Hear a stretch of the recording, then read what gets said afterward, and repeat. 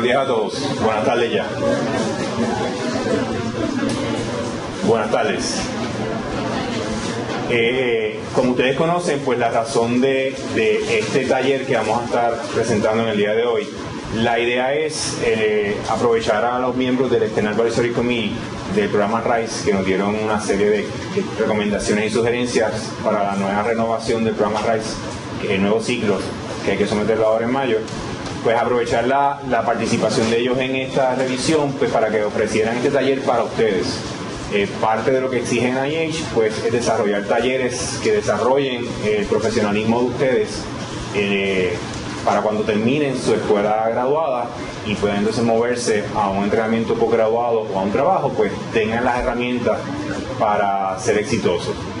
En este momento, pues el primer taller lo va a estar ofreciendo el doctor Michael Leibowitz, y él va a estar hablando de how to write your teaching statement. Hay algunos que posiblemente no sigan en esta línea, hay otros que sí. Hay que brindarle a todos todo tipo de información y ustedes entonces capturan lo que les haga falta para el futuro. Las tres charlas, la que viene luego del doctor Marino de León y la doctora Daisy de León, pues son de diferentes áreas, pero estoy seguro que va a ser de beneficio para todos. Vamos a hacerlo interactivo lo más posible entre todos. Una vez acabe, hay como 5 minutos de preguntas. Si no, pues vamos a tratar de evitar extendernos mucho para no estar aquí hasta las 4, 4 y media. Así que sin más ni más, lo dejo entonces con el doctor Michael Leibowitz. Gracias.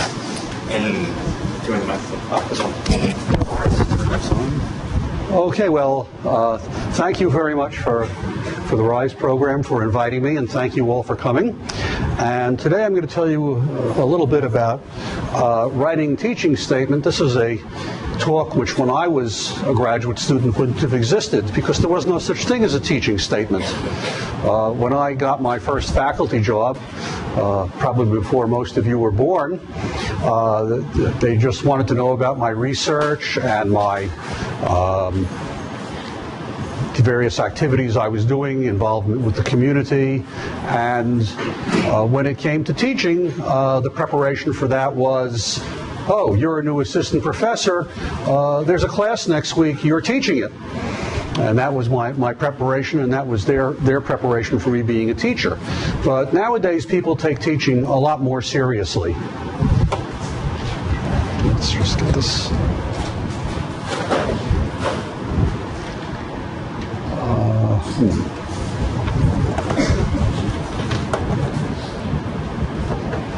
Here. Okay, so when you apply for a job as a faculty member, you will be providing these things. You'll be having a short cover letter, your CV, and a research statement that will include your current research and also what you plan to do in the future. And that's, of course, something you have to coordinate with your postdoctoral or graduate advisor, depending on what stage of your career you're at, since you can't simply say, I'm taking this project, unless the advisor agrees to that, since you don't want to be in the situation where you're competing head-to-head with an established faculty member where you previously trained. Not a good plan. And of course, you need letters of recommendation. And one thing, it's not part of this talk really, but I want to point out to you is make sure the letters of recommendation are sent by the people who you asked for them from. Don't get them and put them in your package, because the interviewers will be much more impressed by a letter that you haven't seen, even if you really have seen it, than by one where they think, well, the recommender just gave you a good recommendation because they know you saw the letter. So you really want to make sure that happens. And then most places will ask you for something you've probably never done before, which is a statement about your teaching philosophy. Have any of you ever had to write a teaching statement before? No, okay, so this is a new adventure for you. And it is, unfortunately, for most people who are involved in this. Come on, yeah. I first learned about this when I was a dean back at Rutgers University, and some of my postdocs came to me and said, you know, we don't understand it. Here we are in the big research university. We've published 6, 7, 8, 10 papers. We've given talks at international meetings. We applied for a job at a 4-year college that's primarily a teaching institution, and we didn't get the job, and somebody from a much less prestigious institution got it. And it happened again and again and again. And the reason was that those primarily teaching institutions really want to know how good a job you're going to do with this teaching. They like the fact that you do research. And more now, even primarily teaching institutions want faculty who can do research, because the fact that they're doing research means they're more in touch with what's really the leading edge of science, and they can present that in their talks. And also part of the development of their own students is that the students have to do research in the summer, part-time during the academic year, so they can be prepared to go on to successful scientific or professional careers. And it's very hard for a school to place their students in good programs if there's no opportunity for them to do research on campus, and they have to rely entirely on other places to get that done. So nowadays, while not everyone will ask for a teaching statement, certainly all teaching intensive schools will do that, and even most research and comprehensive universities will ask for a teaching statement, because they need good teachers and they need clear thinkers. They need people who can express ideas well, and the people who can teach well are also going to be people who give good scientific talks, who write good grants, who write good papers, and that's what's important to all the schools. So they get to evaluate you not only on the actual content of, okay, what do you know about teaching and what teaching experience do you have, but they also get to evaluate your thought and your ability to write. Now, the other thing they get to evaluate, which is very important, is how you as a job applicant fit the needs of the school and the department.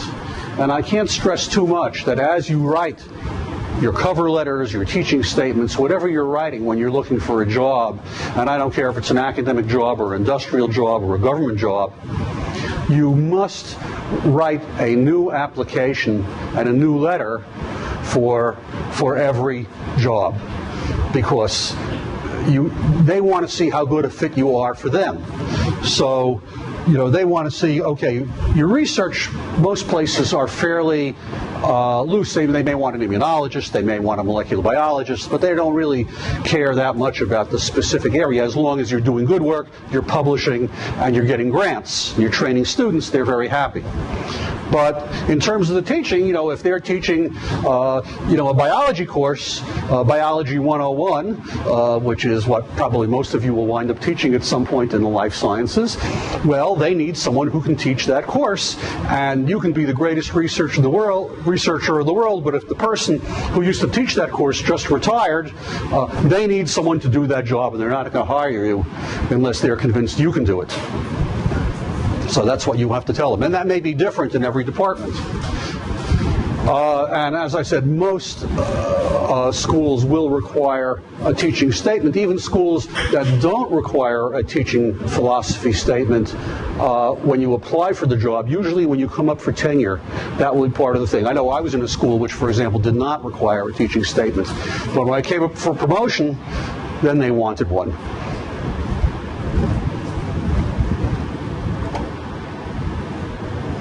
Okay, now, so then there's a problem. What do you do in this teaching statement?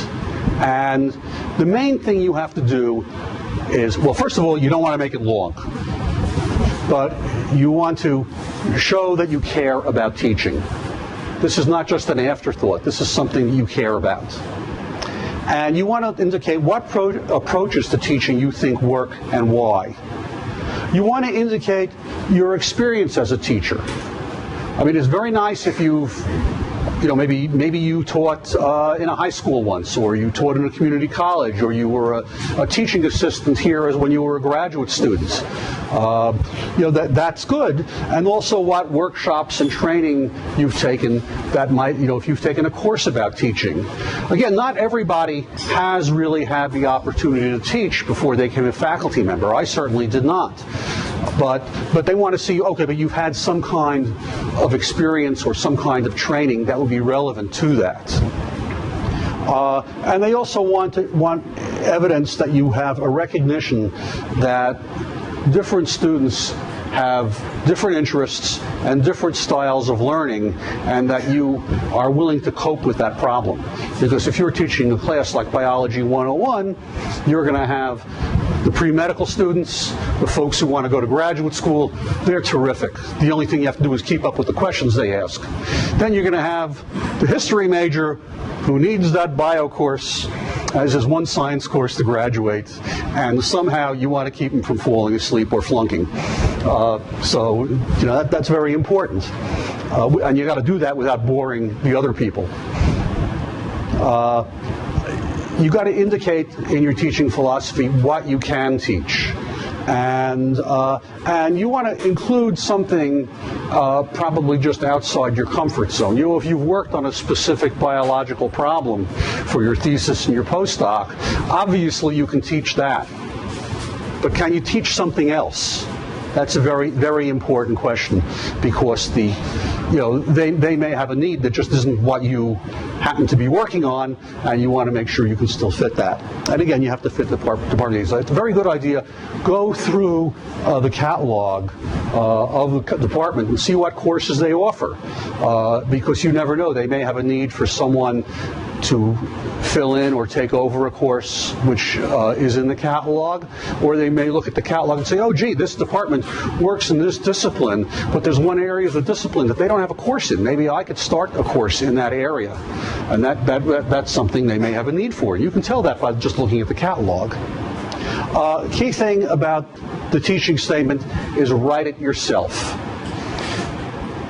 I can't stress that too much, because you don't want to, go to the educational literature and get a bunch of highfalutin words from some big high mucky-muck in the educational science business and put them into your teaching statement if that's not who you are, because you're going to eventually have an interview, and if you can't speak like you wrote, they'll know that, well, that's not really you and your ideas. And again, I can't stress too much, a different statement for each job you apply for.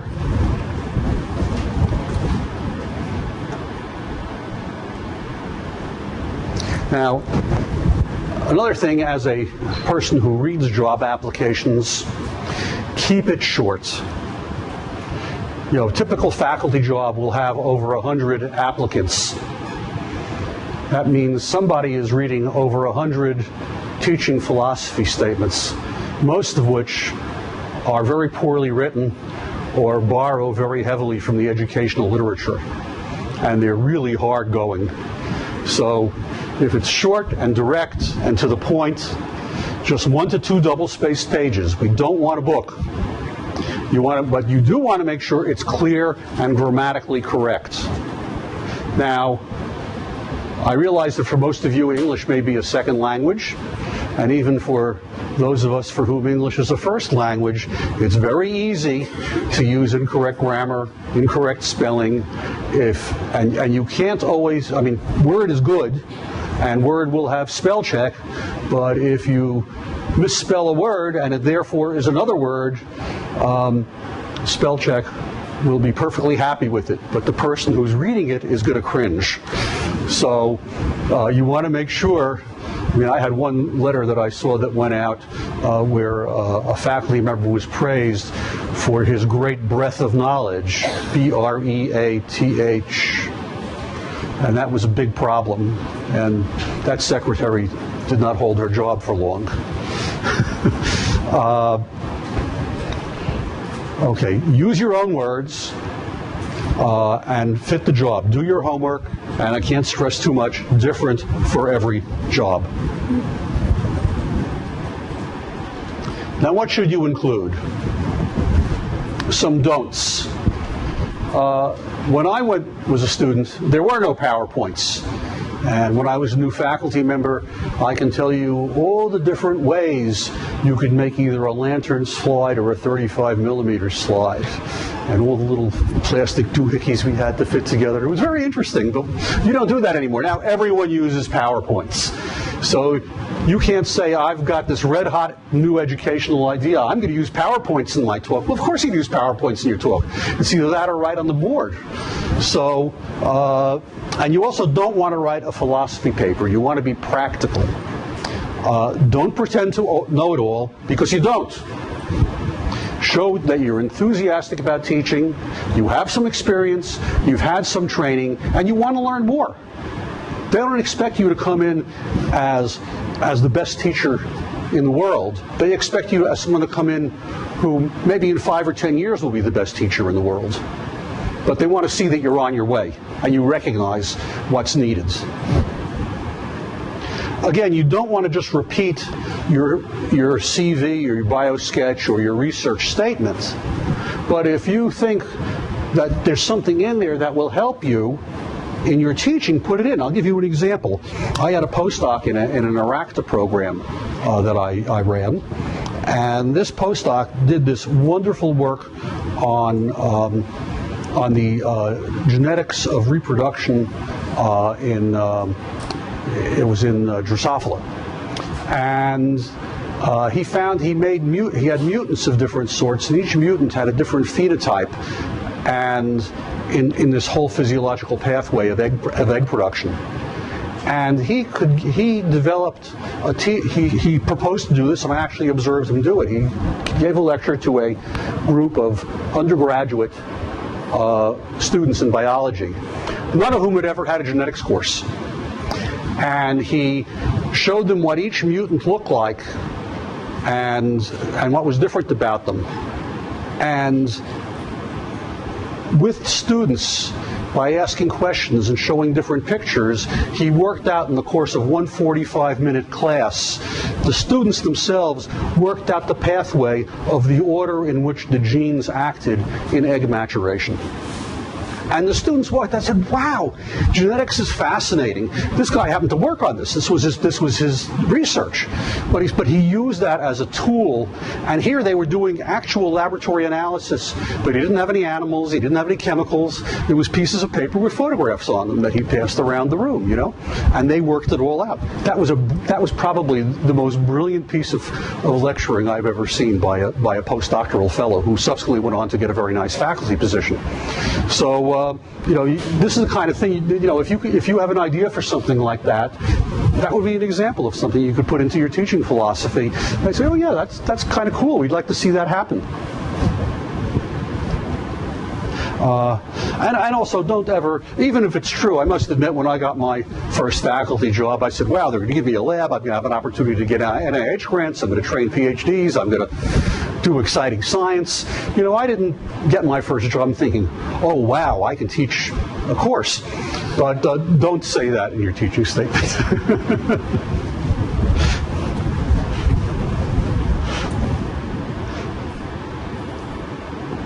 So there's all kinds of things you might include. Include your experience as a teacher or as a student. Now, I realize many of you probably have not taught that much, or if you had, it's been maybe as a teaching assistant in a laboratory or a study section, but not really giving a lecture to 100 students or something like that. But you all had experience as students, and you've all had teaching experiences where as a student you said, wow, this was a great class. And I'm sure, I know it couldn't happen to anyone in this room, but I'm sure most students have had experience where there was a class you took where you just said, boy, that was a waste of my hour. I wish I could have done something else. So, you can draw on that and say, I see things that work and see things that don't work, and this is how I'm going to approach my teaching.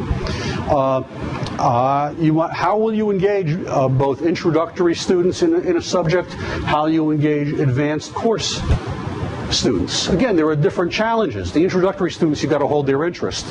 But of course, the advanced course students, you have to hold their interest in a different way, because if the student is up here, you're lecturing down here, they say, come on, let's move on, We want to be challenged. We're excited about this field. We're majoring in genetics. We don't want to just look at some pictures. We want to read the literature. We want to see what's going on right now. You got to recognize that there are differences among students and learning styles. Some students like to hear stuff. Some students like to read stuff. Some students like to watch a video. Some students like to read a textbook. Some like to take lecture notes. Some don't like to take lecture notes. So there's all different styles. And again, what you really want to do, I think if there's anything new in education that's really becoming more and more a part of it, it's that active learning is what's important. Getting the students really involved. So if you can think of an exercise you could do in your classes or something to actually promote that active learning, that's something they would like to hear about. What do you know and what would you like to know about teaching? And how are you going to involve actual research materials, whether science literature and data or experiments, depending on the environment you're in, to actually get the students involved. One of the things that turns so many students off is there's this textbook, and maybe there's a laboratory, but the laboratories are often very cookbook. Do this, do that, and it turns green. I knew that before I did the experiment. What's the big deal?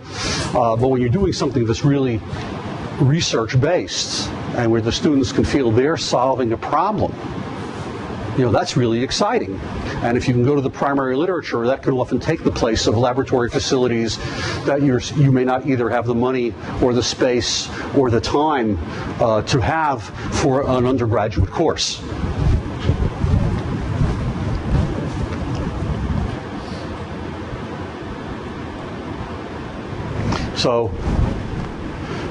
But don't try to do it all, because number one, they won't believe it, and number two, if you get the job, you can't do it.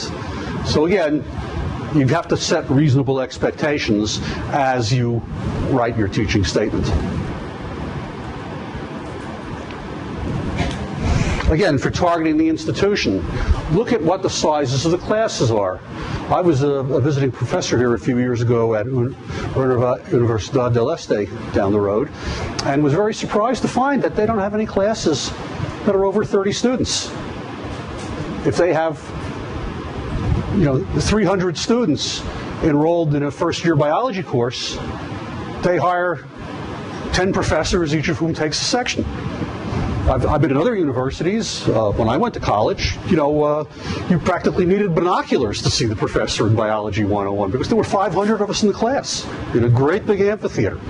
So, again, you have to see what the situation is in the school to know what kind of a teaching environment you might be in. What courses do they already offer that you might teach? What new courses might you develop? And again, remember, a primary undergraduate institution is not the same as a research institution. But of course, for you who have actual serious research training and have your Ph.D.s, and many of you will have postdocs or other experience in science, for a primarily undergraduate institution, you can teach some advanced courses that will really be a gateway to their undergraduates to get involved in science. Which courses will those students need? A student who just took the basic stuff that they're teaching, and probably teaching well, but what will they need to get from that level to the next level so they can actually apply for master's and Ph.D. programs? Well, that's where new faculty with research experience can introduce something that the faculty there are just too busy or not well prepared scientifically to do. Now, an easy thing that you can do, and I know something that I volunteered to do my first year as a faculty member, is offer an advanced course or seminar in your research area. I thought that was a great idea. First of all, I already knew lots about it. I'd read the whole literature, I'd done experiments, I had friends I could bring in as guest speakers. This was great. And furthermore, the students who registered for that class were interested in that area, and I could bring some of them into my lab as researchers. That was good too. So that's a smart way of getting started in teaching. But But another thing you want to do, of course, is say, how will your research make you a better teacher? And again, each of you has specific skills that can be used beyond just to solve the problem you're working on. And those are skills that you can bring into your teaching. And that's the sort of thing that should go in your teaching statement.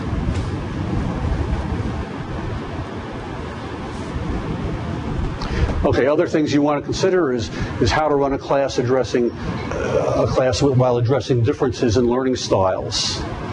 How to keep both advanced and slower students interested. How to maintain interest, and of course that's especially important in your undergraduate classes. And you might point out problems that you've seen in teaching, either as a student learner or as a teacher, and how those problems might be solved. What would you do in that situation? I had the situation where I had a problem. This is how I solved it. Or I had a problem and I think I know a way to solve it that hasn't been tried. I'd like to try that.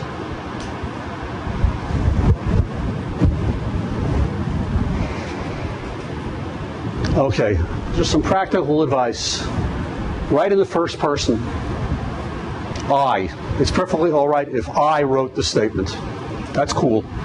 You're the person applying for the job. You write the statement. Explain the details. You don't want to just say, "Oh, I'm going to engage students in active learning." Well, what does that mean? Are you going to do case discussions? Are you going to have laboratory data they're going to go over? Are you going to break them into groups or do it in a big group? There's all different ways of approaching active learning. Again, humility is good. You want to show, yeah, I've had great experience, but I want more. I want to learn to even do this better. You want to show enthusiasm and that you like the students. Even if we all know in every class there's probably one student, I really didn't like that student so much, but you can't say that. It's not that I'm going to help that student. And try to integrate as much as possible your research and teaching. Again, if you're teaching biology 101, that might not be so easy if you're an X-ray crystallographer. But there must be some way you can do that in some classes, anyhow.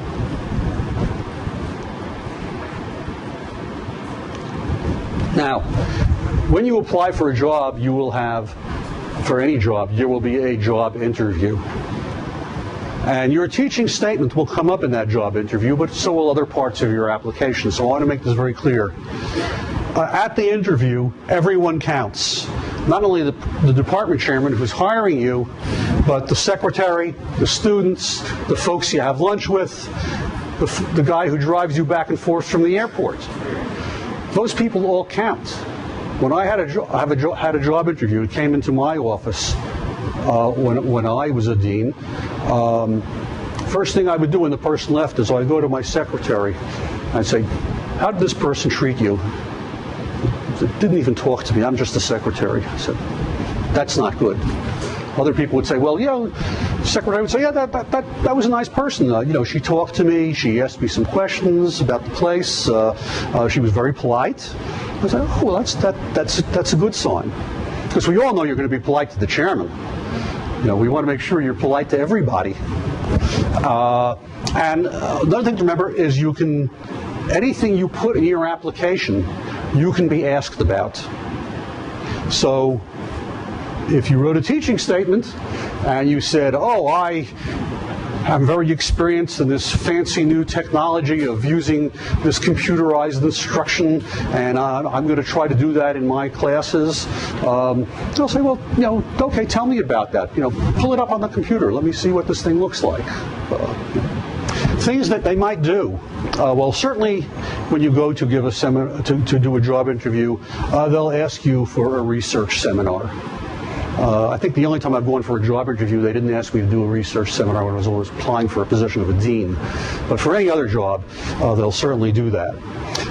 They'll probably ask you for a short research presentation without slides. In 10 minutes, tell us what you're doing. And you can't use slides, just can use a blackboard. They may invite you to give a lecture for first-year students. and they may invite you to give a research seminar, not for the faculty, where you expect to find a bunch of other Ph.D.s who work in your own area, but rather as a research seminar for undergraduates. They want you to pitch this in a way that a typical chemistry or biology major, maybe in their second year of college, could understand. And that's a pretty good way of judging how well a person will do as a teacher. So these are all things you might find out. Of course, it's very good before you go for an interview if you can get as much information as possible about just tell them, well, I just like to know the schedule. But once you see the schedule, you can see, oh, they have me scheduled to give a lecture. I better think about that before I go. Okay, some resources. Here are a couple of sites, one from Columbia University, one from Northwestern University, that are both excellent sites for information about teaching and education and getting jobs. These are two very good resources. There's a lot of other stuff there as well. At the Northwestern site, there's some wonderful information about scientific writing that I highly recommend, and I think you'll find those very useful. These handouts should all be sent to you, by the way, my slides, so don't worry about writing it all down. You should all be getting this in your email shortly.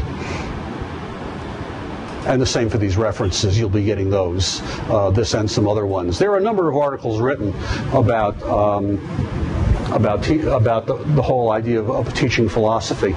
And basically, to summarize them, they say just be relevant to the program and make them as short and readable as possible, because there is a national crisis among search committees being buried with overly long statements. Okay, so some things you might put in. Again, I'm not saying, obviously, no statement is going to have all these things, but these are just some questions that you might think about answering, and we'll go through a few slides of these. So, you're working in a particular area. Why are you interested in this? I can actually tell you, we had a job applicant who came to give a seminar, an unsuccessful job applicant, and he got up there and said, I work on this project, which I thought was a very interesting project. He said, I work on this project because my professor told me I had to work on it. Now, that may have been true. Don't ever say that. Oh, this is fascinating. And they pay me to do it, but it's fascinating, no. What do you hope students will appreciate about your discipline? Okay, you work on this very esoteric gene or enzyme or developmental pathway or whatever it is you do, and you really think this is just the greatest thing in the world. I mean, I spent a large time in my life working on a cytoplasmically inherited double-stranded RNA virus of Saccharomyces cerevisiae. I just thought this thing was the greatest thing in the world, and I still kind of like it, but not everyone in the world had that as their major interest, but maybe I think what I was doing, and I hope I could convey to students, was I was studying how viruses and host cells interact, as happens in influenza and HIV. Now, those are subjects that a lot of people care about. And so you can present, why is this relevant? Why should anyone care about this thing that I do? What knowledge and skills and attitudes are important for students to succeed in your discipline? Again, you're training undergraduates perhaps, or maybe graduate students, but they're training them so they can go and become scientists. What do they need to know?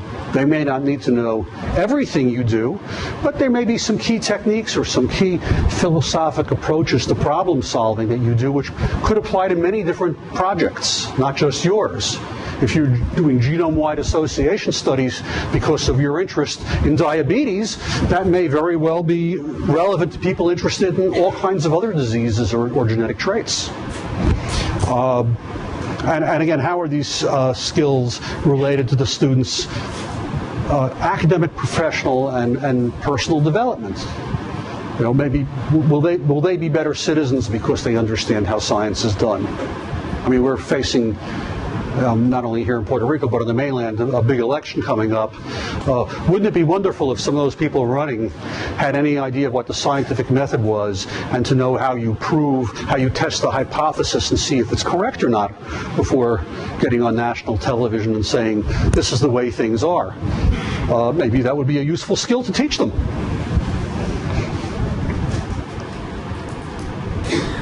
Okay. Again, you can say what you think is the relationship between the student and the teacher. You know, the old European model was, oh, well, the lectures, the students write it all down, and at the end of the year they take an exam and they're rated on how well they can reproduce what they've written down. That model is no longer valid. Now we're all trying to get people to really understand, be involved, and become clear thinkers and future leaders. You know? And doing that doesn't depend on remembering every word we've said. So what do you see as the relationship? What are the responsibilities of the student and the teacher?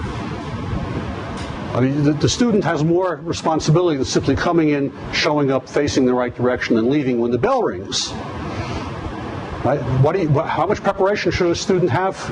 Do you think a student should have a reading assignment before every lecture? You know, there's all kinds of things that you can bring up there. You know, how does your view of this relationship influence your teaching methods? And again, this may vary from professor to professor. There's no reason why we all have to use exactly the same methods, as long as we use methods that work and that don't cause us or our students too much pain. How do these methods contribute to your learning goals? And why are these methods good for your discipline? Again, you may be going for a job in a very specific department. It may not be biology. It might be oncology. It might be botany. It might be chemistry. It might be physical chemistry. You know, the way you approach these different teaching problems can be very different.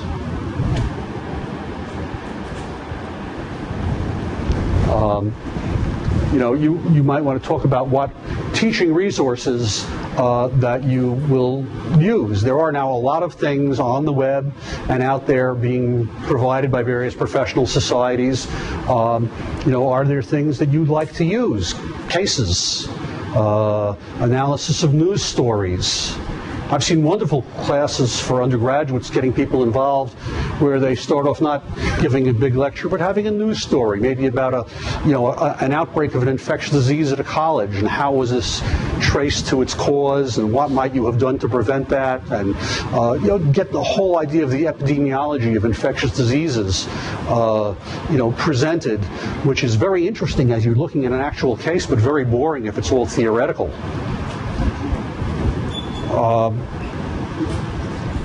How do your teaching methods address student diversity, and what personal characteristics do you have that relate to how you might do teaching? Learning assessment is a big thing. How do we know that our students have learned? Obviously, we give tests. What kinds of questions should we ask on tests? Can we use multiple choice questions creatively in a way that students are still forced to think? Or maybe should we have some diagrams? Should we have student presentations, student term papers, journals, you know, all kinds of things they might be doing depending on the type of class you're running. You might say how your learning goals are achieved, and what the learning assessments that let's say if you've already taught courses, how have your students done? How have the students ranked you in your teaching, and how successful were you in getting the students to learn what you were supposed to teach them? Again, nowadays, almost anyone who teaches will, at the end of the semester, get some kind of a student evaluation.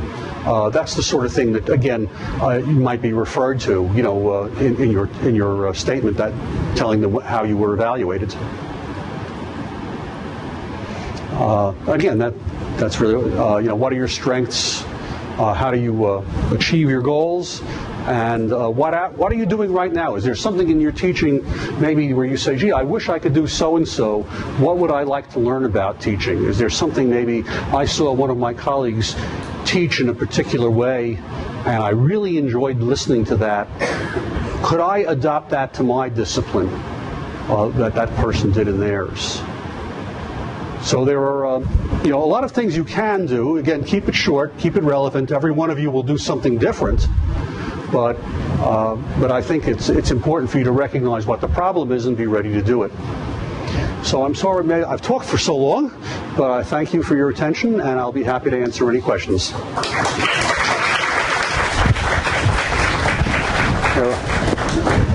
I'm also going to leave some business cards. If any of you would like to get in touch with me, you're certainly welcome to do that.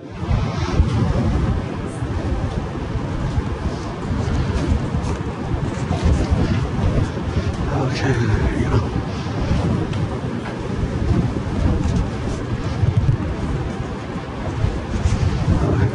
A few. I don't know if I have enough for the whole group, but go ahead. Yes. So presentation. Thank you. My question is more, let's say I have more skills on training in the industry setting. Mm-hmm. If I'm going to apply to an academic position, how do I code that in the teaching statement?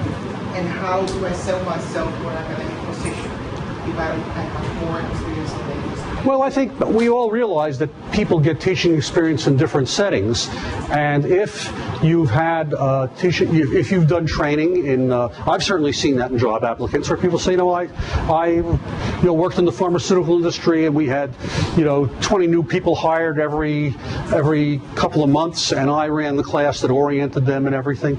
Just like in teaching, I mean, people ask me about my teaching. I was at a research university where we didn't do an awful lot of lecturing. We had a relatively small student body, but my teaching was largely what I was doing in my laboratory, and I would talk about that. So yeah, it's all right to bring in other stuff. Again, you probably want to hold down the detail a bit, but see what's relevant. But there certainly are relevant skills. And now, you could say something like, now of course you're a graduate student, and you could say, well, I see things about teaching here that are that represent approaches that are some similarities and some differences to the way we did teaching in industry. In industry, you had one big advantage, is that the folks there wanted a job, and if they didn't learn what they were being taught, they probably wouldn't get the job. In a way, that's true for academics as well, but not as directly. Yes?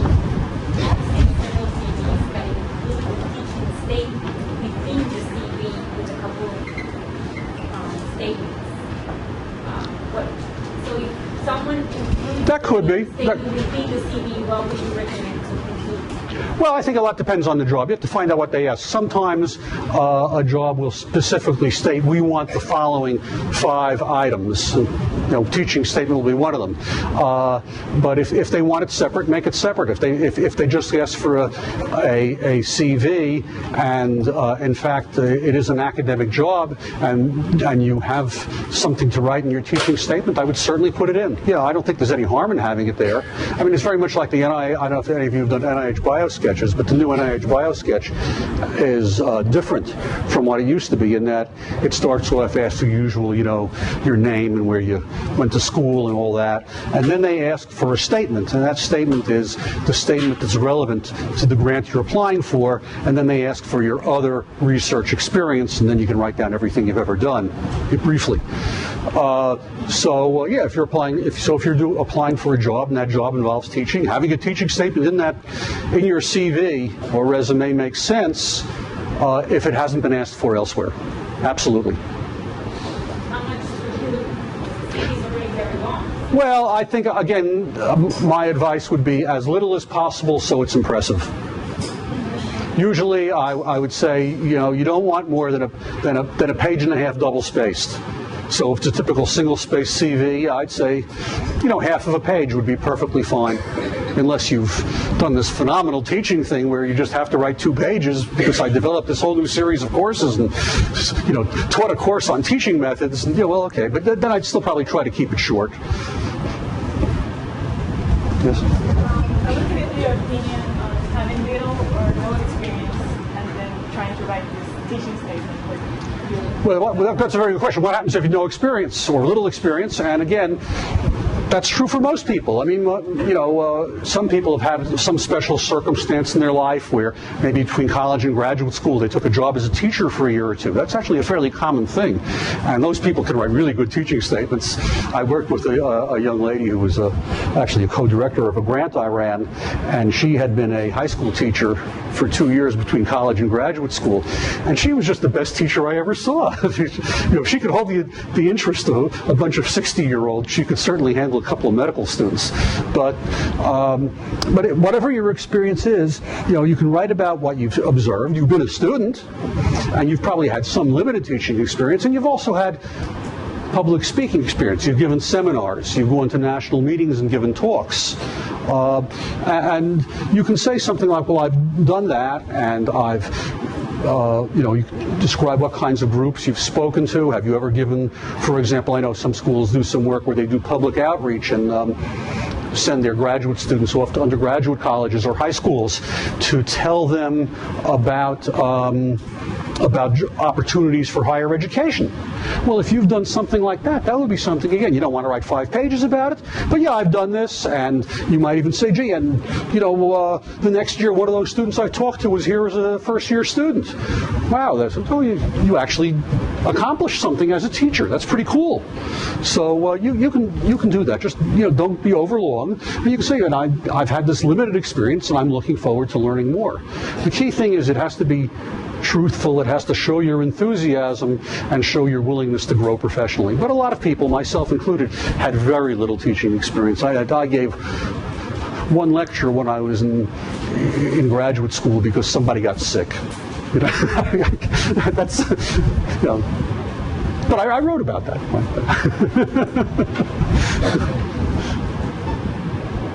Yes?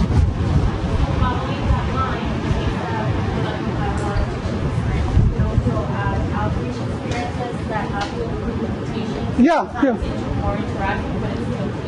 Absolutely. I mean, whenever we're conveying information we're teaching, if we're talking at the high school or the junior college or the college, we're teaching. If we're giving a lecture to the Neuroscience Society, we're teaching. Very different audiences, but and again, those are skills that we have to have for a job as a faculty member. They want you to be able to walk into a room of full professors and give a lecture that everyone's going to be impressed by, and I want you to take that poor lost group of students in the first lecture of biology and get them a little bit excited about the field. So yeah, if you've had an experience, it might not even be in academia. It might be in some other environment, like you say, in industry where you've done it, or maybe you were in the military and you had to supervise a group of people or something. Yeah, that's teaching experience. Again, you can't push it too far, but you can say, I've had this limited experience. I'm really excited about this, and I'd like to learn more. That's good. But of course, you've all had experience as students, so you've seen quite a bit about what works and what doesn't work. And you can think about why that is. What do you think is more important, teaching experience, the preferred methods, or teaching philosophy? Hard question to answer. Which is more important, the philosophy or the experience? I'd say they're both important.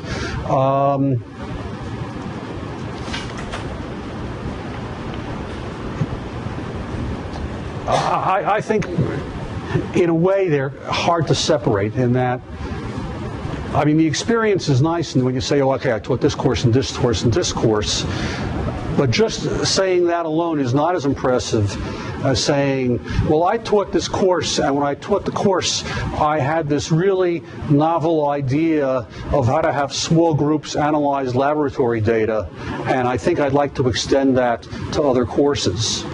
So now you've told what you've done, but you've kind of worked in some teaching philosophy without, giving a lecture on Bloom's taxonomy of education, which isn't that interesting, unless you're a philosopher maybe, but certainly to me as a scientist, I'd much rather hear, okay, what did you do? Did it work? What did you learn from doing that? So it's, again, I think both are important, but the more you can integrate them together and make it, it's neither a laundry list of things you've taught, nor a abstract philosophical statement, but rather an explanation of how you've developed as a teacher and what you've learned and what you're going to go forward and do in the future based on that knowledge.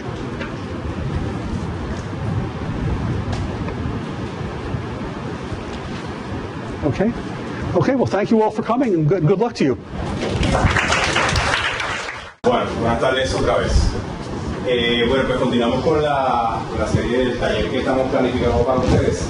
ahora lo voy a dejar con el doctor Marino de León, que viene de la Universidad de Loma Linda, y al igual que el doctor Michael Leibowitz, también parte del Undergraduate Committee del programa RISE, y pues estamos aprovechando la oportunidad pues, también que nos provea cierta información. Y en esta ocasión, inicialmente iba a hablar pues, de lo que es reproducibilidad y ese proceso de obtener data, pero hablando más recientemente estuvimos hablando y decidimos que hacer eso mismo, pero un enfoque hacia las F31, que son las becas que muchos de ustedes deben estar considerando como estudiantes predoctorales para someter y tratar de obtener entonces ese tipo de funding para que empiecen a desarrollar su CV desde ahora. Así que sin más ni menos lo dejo con el doctor Manuel. Okay, muchas gracias, Jorge. Es un placer estar aquí con ustedes. Hace un tiempo atrás trabajaba en el departamento de farmacología, hace un tiempito atrás. Entonces estudié en la Universidad de Puerto Rico, hice mi bachillerato y mi maestría en biología. Entonces me fui a estudiar a la Universidad de California en Davis, después hice mi estudio postdoctoral en diferentes sitios y por planes que a veces uno no planifica, pues he estado allá y soy profesor por más de 20 años en la escuela de Loma Linda, en la escuela de medicina en California, pero he trabajado en diferentes partes de Estados Unidos, en NIH, en la Universidad de Stanford, donde hice mi postdoctorado. Así que es un placer estar aquí con ustedes y hablamos, la otra vez estuve presente y hablamos sobre la investigación que hacemos. Pero esta vez vamos a hablar de algo diferente. Then we're going to be talking about pre-doctoral fellowship and new guidelines that are being slowly established, and they are going to be established for this kind of mechanism by NIH, by the National Institute of Health. Now, let me tell you something about I really encourage each one of you to submit an NIH pre-doctoral fellowship. It is very important. It's not only important for you, but it's important for your future in many ways, for the program that you participate. And the way it is right now, the success rate to be funded through this mechanism is very high, actually. It can go sometimes, in the high 20s. You can really get some funding, considering that we have still some issues of funding for R1s that right now is in the teens. Then if you can have a funding, if you give me the opportunity to bet on something that I can get 1 out of 3, I never bet, but probably I will. And if it is 1 and a quarter, I would do it. Then I would like to, what I would like to do is to see how an overview about this F31 within the new mechanism that you are going to be training more in the issues of scientific rigor and data reproducibility. Now, I will entertain any questions at any time. You can, if you want to ask, I'm fine with that. I would like to have more dialogue on that.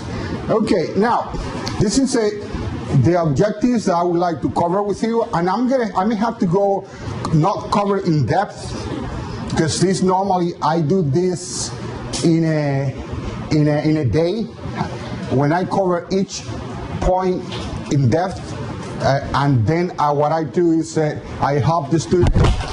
Okay, I help the student to build an F31. But I'm going to go at least overview this, and then we can go from there. Then we're going to be talking about, I'm going to highlight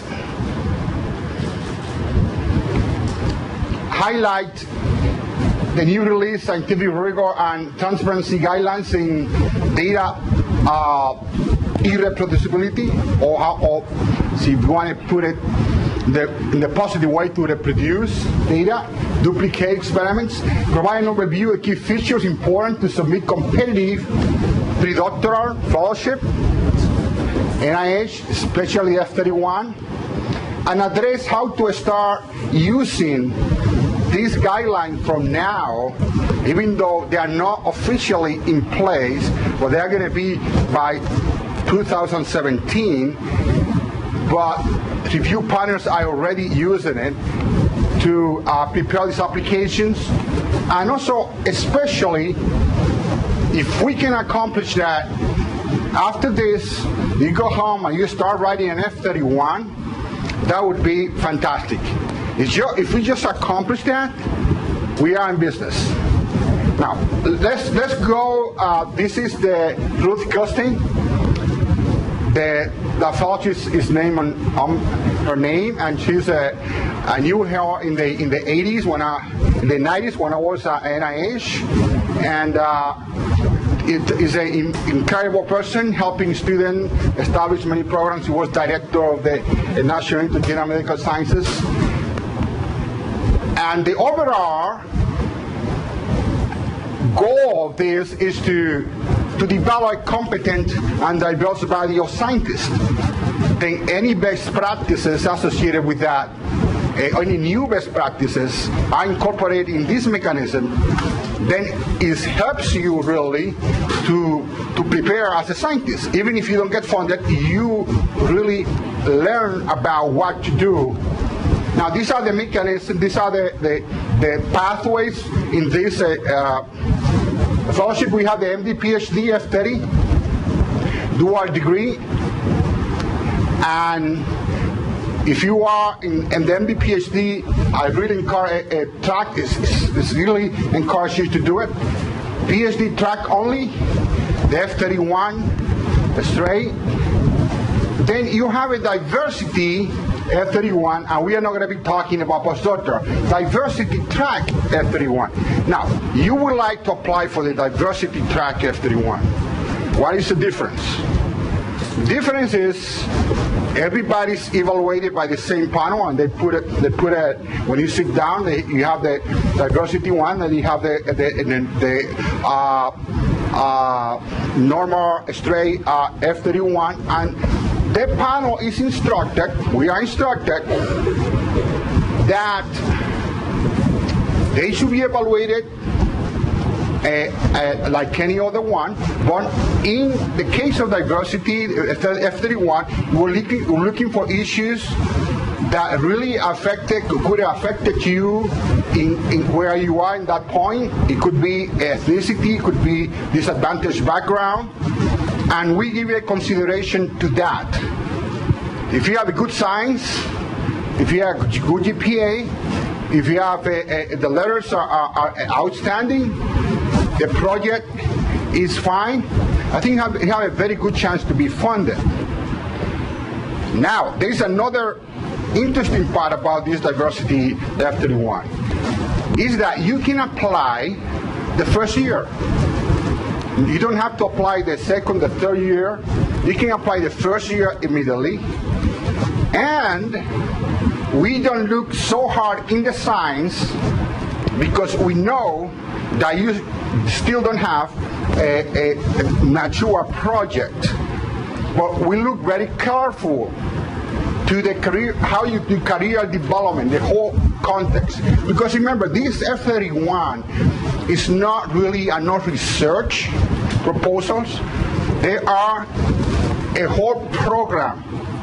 Then if you have a great potential, if you have a good project, you have a mentor, the environment is for you right there, then you have really a good chance. And many people apply also from Puerto Rico. And that's where we are in that.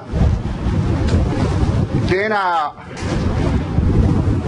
who should apply for F31? Each one of you. I recommend that you start as early as you can. You're probably not going to be funded the first time around, but you may be funded the second time. Get the reviews and then work with that.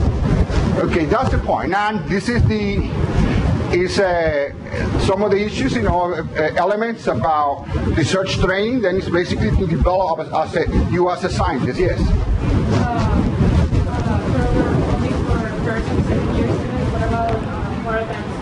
Okay, the question is, if this program is for first or second year student, what about the other student? No, it's during your career of the PhD.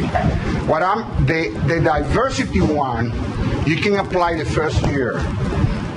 The other one, the F31, you don't apply the first year. You apply the second, third year. Normally, students apply by the third year, second and third year, or if you are in a T32 program, normally you spend 2 years in the 232, or the program director encourages you to apply during the first year so that you can have, the slot can be used for another person.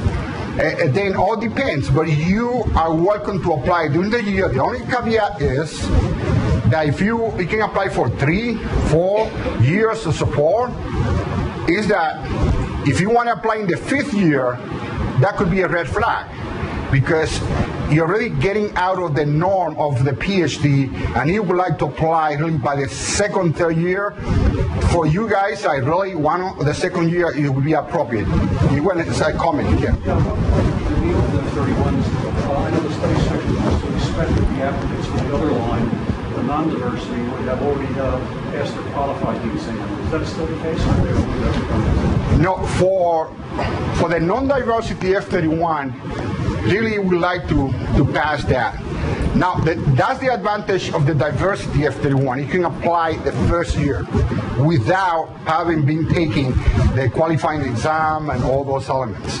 And that's the advantage. You have to have good signs, outstanding letters, everything, no typos, and great application, but you can apply the first year. And that is the only one that is being considered for the first year students. Yes? No, it's only, this is for a PhD student. We have been 2 years in the master program, and you start in the PhD, that's your first year of the PhD, then you can work it out that way. And you stated that way, you just want to do that. Okay, then again, there are different tracks, and the ultimate goal is really to ensure to have a competent, diverse body of scientists for the future. Now, what then happens is that of course, this initiative, they use the best practices, evidence-based practices for training students. Then that's where when you have your career development, etc., a plan, it accomplishes that. This is the different sessions that you have, and just I'm putting there just as I'm describing you. And these are the review criteria. And normally, you want to put attention to the review criteria when you apply for any grant. This is very important. And then you have a research training plan where you have research strategy, plus you have a career development, what are you going to be doing there, etc. You have your sponsor, collaborator, consultants. You have the environment. You have to describe your environment well. You need to have the help of your mentor. And then you have your training potential. That is, the training potential is that subjective evaluation that the reviewers arrive once they review your application. And now we have this situation that the last few years has been documented, this issue of data irreproducibility. And then there are these guidelines. And now he's going to be required to training program, and also fellowship to start addressing those points, those elements. And that's what happened. This is a study was 2005. John Lonidis, at that time at Tufts University, published this article. The article, why most published research findings are false. And he presents very good mathematical model, and I encourage you to read that paper, why that happened. Part of it is the way you determine, evaluating the hypothesis, the use of the p-values in a way that is not the most appropriate, or the way that was determined to be used. And that article opened like a door to people start putting attention to that. And when people start putting attention to that, there are many examples in the literature that really have to open your eyes about this issue about data irreproducibility. In the circulation biology, for instance, research, more than 20,000 studies in the area of infarct, reduction limits, and most of that data has not been really duplicated, and then as a consequence you don't have the therapy, then you don't have effective, and then you have issues of lack of translational research, and billions of dollars really has been used that. And more recently also in Bayer Healthcare, and this was published in Nature reviews, where only 25% of 67 published discoveries in top journal, they couldn't really repeat it. And they put a team of people working on that. And they couldn't replicate very important data. And the question is, what is happening here? Same thing happened in Amgen. Amgen just put several teams, and they examine breakthroughs, findings in cancer, specifically in top cancer journal, and they only could repeat 6 out of those 53 breakthroughs. And that was documented. They published that also in Nature in 2012. And more recently, another field in psychology, also only 36% of the data could be replicated. Then that's less than 50%. It's kind of by chance, 50-50. Then obviously, we are not using in an appropriate way the scientific method. Then NIH got very alarmed for that. There were a lot of committees, a lot of people working on that. The journals start, editorial boards, they start meeting together to examine what was the issue, and there are a lot of recommendations regarding that. And the NIH developed some guidelines. It's a long story that now is being implemented. Now, since the F31 are tools really to help you to develop as a mature scientist, is obviously then that we need to understand, go and analyze what's happening and apply to training grants and to individual fellowships. And even to training grants, the one that you have here, RISE, that is a very prestigious training grant. They are also, Dr. Khadija is starting to incorporate that in the training grants. And you're going to hear more from that. Now, then those are guidelines after all studies, and you can go to the NIH website and look into that. And now every training grant is going to be evaluated, and if they don't address those issues, they are not going to be funded. This is for individual fellowship. This is what is being considered that is going to be applied. And what we're talking about is individual fellowship application will be required to summarize in the research strategy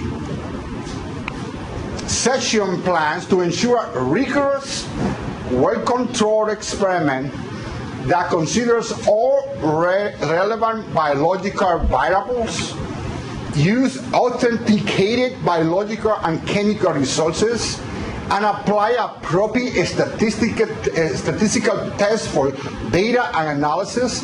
In addition, more detailed description of instruction in rigorous experimental design to ensure reproducibility will be required in the session of institutional environment and commitment to training.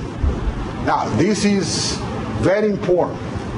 What I mean is, right now, if you submit an R1 to NIH, not just a fellowship, an R1, you don't address those issues, you're going to be triaged. It's not going to be discussed right away. And the same thing for training program. Now, look at the elements that we are covering here. A rigorous, well-controlled experiment. This is going back to basic. What is your false positive? What is your what is your negative? What is the control? What is the experiment? What is the hypothesis? What is the null hypothesis? Going back to basic. That is what we are talking about here. Has to be well controlled. If you are doing animal studies, you know, you have a sham, you have a naive, you have experimental, you have control. How you are doing your measurements. All those elements has to be taken into consideration. And that is where then that has to be part of the strategy, and it's a section, you have to address it. Biological variable, relevant biological variable. Tell me one biological variable that is always present. Anybody? Sex. You have to address it now. In the past, it just say we're going to be using male and female, and you couldn't get away with a sentence that really even you were not convinced of doing it. Right now, the default is you have to have both sexes in the experimental design when you do animal work.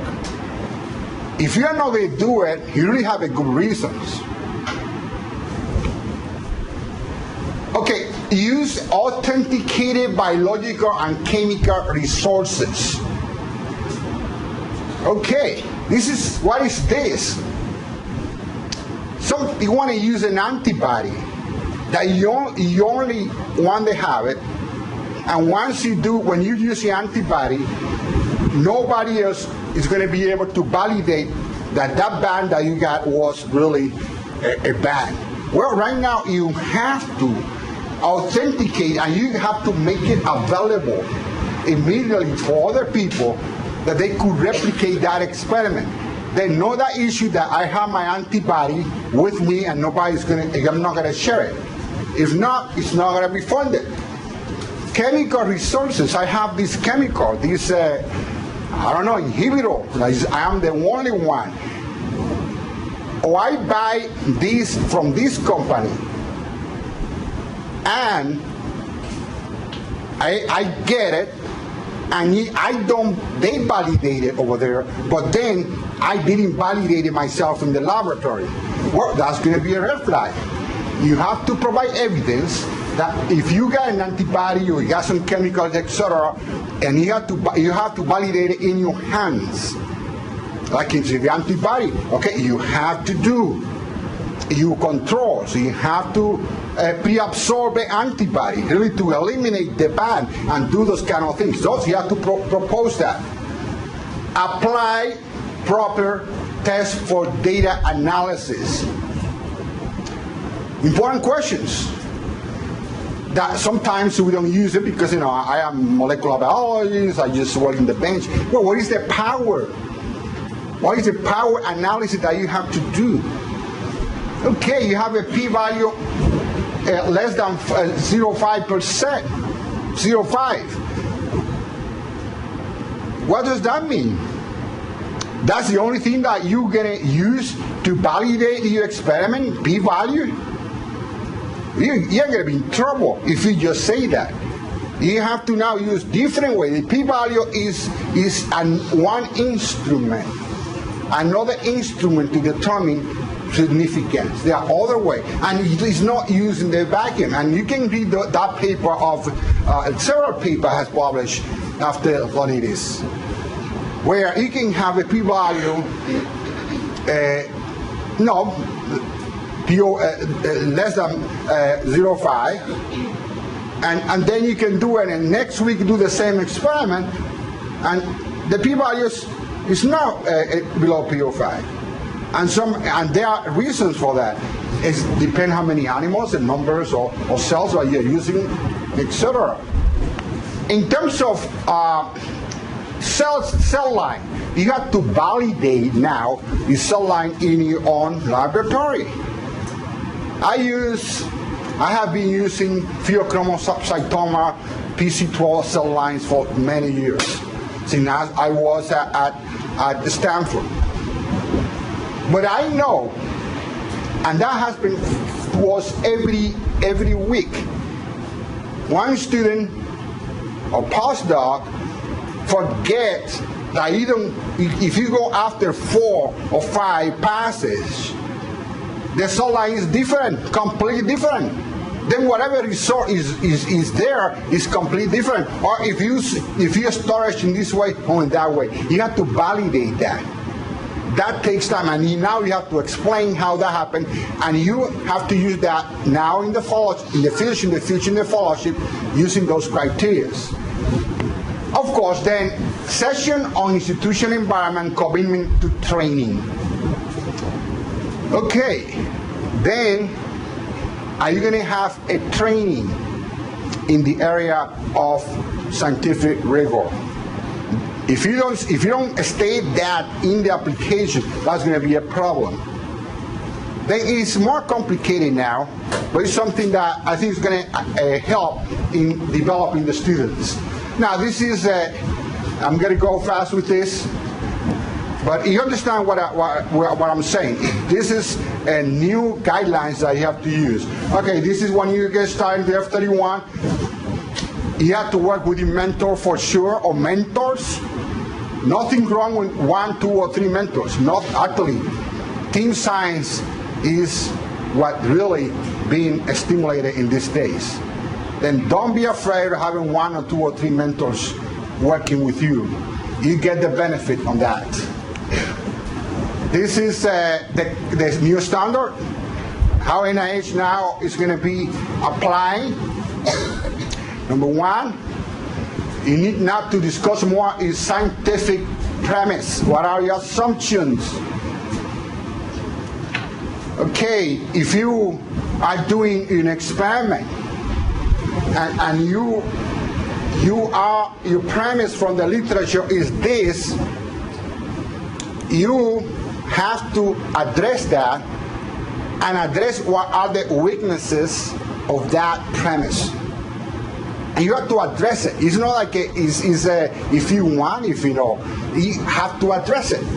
Then what are the premise on that? What is, if you find that this drug is helping in spinal cord injury protection, for instance, and you know that in the literature that drug works through protein kinase C. That's from the literature.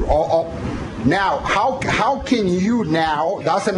Then you are proposing that's the pathway that may be working, because I was working in that.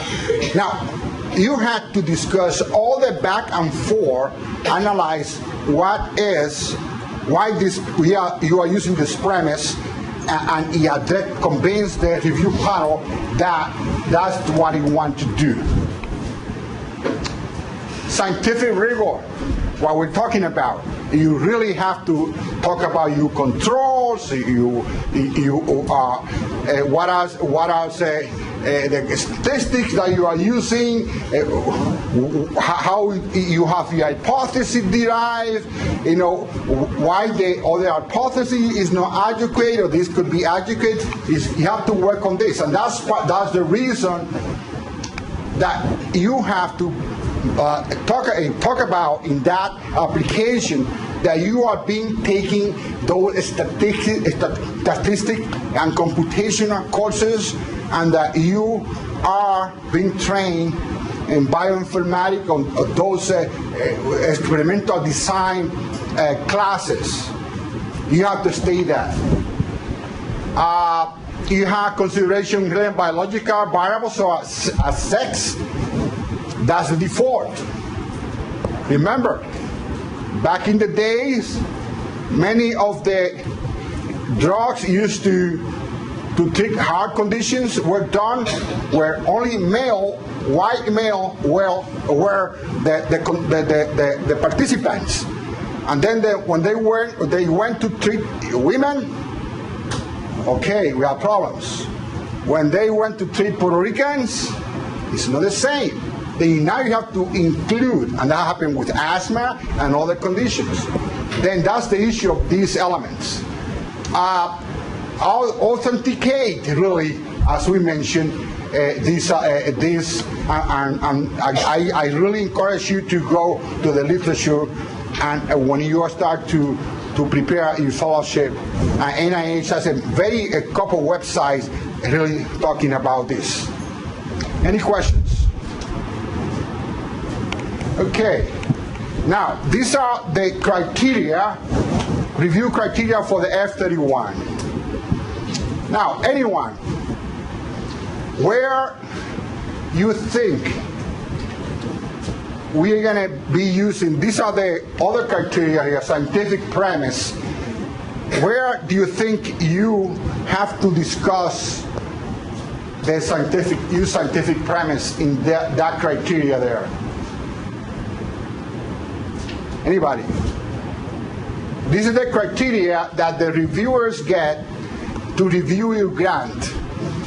It's the research training plan, sponsor collaborators, applicants, institution, environment commitment to training, and training potential. Yes? Training plan. The training plan includes the research strategy and include also the whole career thing that you have to put in place. Then in the research strategy, then you do that. And if you are talking about also the strategy, you have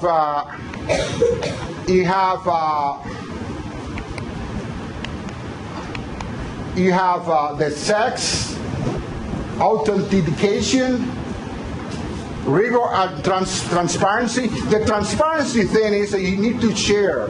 You need to have a plan to share, and you have to explain also why you are using all the chemicals that you are using, and some scientific rigor. Okay, let's continue very quick. And then this is the applicant. The applicant is you. And again, I'm not going to go in detail because we don't have time, but I'm going to mention a few highlights. Yes? In terms of transparency, what if it's something you want to copyright or something like that? Copyright? Well, you have to explain. You don't have to explain it when you're copywriting it, but I mean. In the grant now, you have to use it. And the reason is, if you go and say, I have this antibody that nobody has, and I'm going to use it for this, and has not been characterized in the literature, and then I got this result, that's a red flag. It's not going to be funded. It's not going to be funded. Now, you can say, you just copyright in your patent. Once you patent, you are protected. You just have to patent. You just have to hurry up and patent. Yes. And one comment on that, copyright really doesn't make much difference because, in fact, there's an implied copyright in everything that's published. But patent does make a difference. I've had some experience in that area. And while it may take years for a patent to be awarded, if you have any kind of good information office in your university, you should probably be able to get a patent application out in less than a month. Once the patent application is out, you're protected. So under the patent law, you're not allowed to disclose anything to the public before you apply for the patent. But you don't have to wait until the patent is awarded. So typically when I patented things, I send off my disclosure to the patent office, and that delays me 2 to 5 weeks, and then I go ahead and write my paper. Yeah, we don't publish it for having, at least have the patent application out there. Okay, then you have this. The only thing I want to mention here, and we can go in detail, but we're not going to do it, is this. Now, you as an applicant, with the new regulation, if you don't have convinced that you have this, that potential, that training of really using the scientific method of, using statistics appropriately, or you put it as part of the plan, that's going to be a trouble. And that's part of the new things that we're talking about in NIH. And again, letter of reference, sponsor, all those things, they're going to say also those elements. This is what we have for the applicants. NIH bio sketches, and there are new bio sketches where emphasize your accomplishment. Okay, this here, that does letter support. Your mentor is going to say that you really know how to do experiments, and they have to provide some evidence for that. That's going to help you. In training a plan, also you have there as part of the training plan how the same thing that if you are working with humans, you have the RB that you have been. And in the future, probably, I won't be surprised, Michael, that you may have to be certified in the area of scientific design and everything. Like now you have IRB, IAQ, those things. I won't be surprised that that's going to happen. But right now, you have to really work on that as we speak. Okay, then, again, these are the criteria. That was the applicant. And again, I'm just going to be doing highlights right now because my time is almost running out. How much time do I have? All right. 5 minutes. 5 minutes, okay. We're going to go pretty quick. Is go to the sponsor. The only thing I'm going to say for the sponsor here is very important. The sponsor need to have funding, external funding. Then if you have a sponsor that don't have external funding, you just collaborate with somebody else that has some funding from here or from outside, and then you're going to apply and you solve that issue. I'm just gonna leave it there. Okay, and then in the F31, again you have the same issues there with the funding. Review criteria. Now we go research training plan. That's another element, and these are what is covered. And the big picture is in this research training plan is, does that fit the applicant? In other words, do you have a Nobel laureate plan there written by the PI, and you obviously that you didn't participate in doing it? The reviewers, they know that. The review panel is going to know, and that application is going to be not discussed or whatever. Then you need to be sure that you participate, that is visible for your level of training, or you justify somehow that you have that level of training. And this research training plan, then here you have the standard, and in that training plan, it has to be established that you are being trained in those scientific rigor elements. Okay, then the training plan, you have it in the summary, you have it in the narrative, very clearly establishes is through the whole proposal. The research strategy, specific aims, etc. Again, then you have this review criteria, and this you have the research training that is more, that we're talking about the strategy, and you have the career development. And in both the strategy and the career development, you are going to be mentioning or validating that you really have that scientific rigor elements. Then this is the research strategy, and again, the research strategy is what it is right now. You are supposed to know that. In addition to that, you have the scientific rigor, where really you are using the scientific method. You have the premise. You need to discuss the premise from the literature, that the assumptions that you are making, and you have to document the weaknesses of those premise. You have to work on those. Authenticate those antibodies, cell lines that you are using, or if you are using an animal model that is a knockout or whatever, that has to be authenticated. It's not just a black box, it's something that you have to do. Consideration of sex, again, sex right now is the default. If you are not going to use female and male in the animals, good luck. You have to justify that to the reviewers. Then, but that's now it's not like in the past. You really have to make that argument. And then biological variants also, or could be SNPs, could be epigenetics. All those things have to be documented. And of course, transparency. You're sharing, and the reagents that you are using, those reagents have to be available, and you know what's happening. Those are the standards, the review criteria, and then at the end of that proposal, what you are showing is that you really have a great potential for be a scientist, researchers in the past, in the future. And you document that in every way, step by step, and the reviewers have to analyze each one of those elements. An institutional environment, right now you are in the RISE program, or some of you, if you are not, you are participating in other programs, but there have to be documentation that you are getting the training in experimental design, in scientific methods, in statistics, or bioinformatics, in a very clear way. That is not something negotiable. You have the environment here, and I think you have a great environment here that you can document, but right now you have to, and they are now preparing to address those other issues. What is the quality, equipment, etc.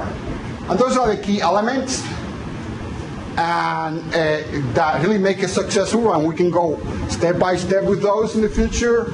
And this is how these F31 are funded and reviewed. And now we have this. You have to respond to this in an in a rigorous way. If we don't address it, no discussion.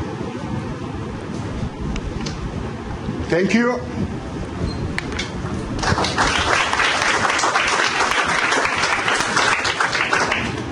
Any questions? Yes. Yeah, for example, I'm going to apply for a category 1. In the specific aims part, do I need preliminary data for each of the specific aims? For example, in our report, we need that. Yeah, the specific aim is just one page, remember. You can put a couple lines there, and you can put a figure, something like that. But the specific aim page, you should be able to have really a good idea, an excellent idea of what you are doing, and what is the hypothesis that you are testing. Yes, it is important to do that, so that when the reviewer reads that, is convinced, wow, this is an elegant proposal, and know exactly, you summarize everything there. I agree. Well, I do need data for each specific. You only have one page, and you want to make the case really to sell the proposal. You can have a line saying what you're going to be doing. It's an outline. Then you don't need really a lot of data because it's going to guide. You just, but you have to be clear that you are not making it up, or in the sense that you really have a clear understanding. But if too much data is really that's not helpful in the specific aim page. Right now, in my application, you have to contact the program officer, for example, to have an insight of what I'm writing in my proposal, have the possibility to fund it or not. Well, for instance, the next deadline is in August. I'll just say that, yes. Huh? I think it's all the same. It's not prepared by everyone right now. Oh, you are prepared, yeah. Then you are going to be submitting that in August. Yes. Is all right? You have to start talking with the program director right now. I think I would do that. A new sponsor, or your sponsor, to work it out, start writing that up already. They are example they can give you, and there are also the internet example F31 that covers. The only thing that you now have to apply this new guidance, then those are not available. Then you just have to talk more to the program director about that. And I would say have a draft. If you want to send a draft to the program director, that would be great. Or I think if you do it ahead of time, that would be fantastic. One thing people should be aware of is the two commonest mistakes that are made in F31s that lead to not being funded is either there's a great research proposal, but there isn't a training plan. The research proposal is not very often your PI doesn't help them with that because they think, oh, the research proposal is good, that's all that matters. And the other thing is if you say, so-and-so is going to help me with this technique, so-and-so is going to provide this machine. If you don't have a bio sketch and a letter from each of those people saying that they are expert in that and really are going to help you, the reviewer is just going to say, we don't believe it. So it's just a little bit of homework, but make sure that's done. Those are the commonest reasons why things go in the triage file. Document everything. Any other question? Well, thank you very much. Buenas tardes, puedo ver por las caras de ustedes que están excitados, súper contentos. Vamos a calmarnos un poco. ¿Qué les parece si se paran y se relajan, alzan las manos, bajan las manos y se vuelven a sentar? Ni eso quieren hacer. ¡Qué barbaridad! Yo me hubiera parado, hubiera brincado, hubiera saltado. Soy abuela de 3 nietos y con mis 3 nietos he aprendido a hacer un montón de cosas diferentes que no hubiera hecho antes. Se ve la vida de una perspectiva completamente diferente. Yo soy la doctora Daisy de León, el doctor Maino de León se casó conmigo y yo cogí su nombre, así que en eso compartimos. Me encanta poder estar aquí en la Universidad de Puerto Rico, compartir con ustedes. Estuve aquí el año pasado, la pasé súper bien. Me encantó conocerlos, saber que compartimos la misma pasión por la investigación, por el research. El año pasado hablé de research, este año me toca hablar de cómo hacer un CV. Y cuando nos referimos a un CV, yo voy a hablar en términos generales, pero lo importante de un CV es que usted entienda que esa es su carta de presentación para tener éxito en lo que usted quiere conseguir. Si es un empleo, si es una posición postdoctoral, si es promoción en su trabajo, ese CV que usted tiene que reflejar lo que usted es, el potencial que usted tiene, y usted tiene que venderse. Suena feísimo eso de venderse, pero es cierto. El CV es el producto que lo vende a usted. Y vamos a hablar con respecto al CV, cómo es que usted se vende y cómo que usted no se vende. Porque hay cosas que podemos hacer en nuestro CV que no van a funcionar. Y como dijo el doctor de León, yo no tengo ningún problema en que me pregunten en medio de la presentación. Porque si no, esto se va a hacer súper aburrido. Porque es bien fácil hablar sin tener que presentarlo, ¿sabes? Pero yo creo que hay ciertos puntos que es importantísimo que nosotros podamos ver. Tengo entendido que la presentación va a estar disponible para ustedes, así que eso no va a haber ningún problema con respecto a eso. Ok, Esta presentación que yo tengo aquí es ¿cómo se diga? Una modificación de una presentación excelente que yo encontré que se hace en Purdue. Diferentes instituciones tienen sus centros de aprendizaje y educación para ayudar a los estudiantes a preparar CV, a preparar PowerPoints, a preparar libretas de laboratorio. Y yo encontré varias y esta me encantó. ¿Para qué replicar las ruedas? Si ya las ruedas se inventó, yo las estoy utilizando, las modifico a mi forma para yo utilizarla para ustedes, pero esta fue una de las mejores presentaciones que yo encontré y la modifiqué. Así que vamos a comenzar a hablar de un CV. ¿Qué les parece si hablamos del overview? ¿Cuáles son las secciones principales de un CV?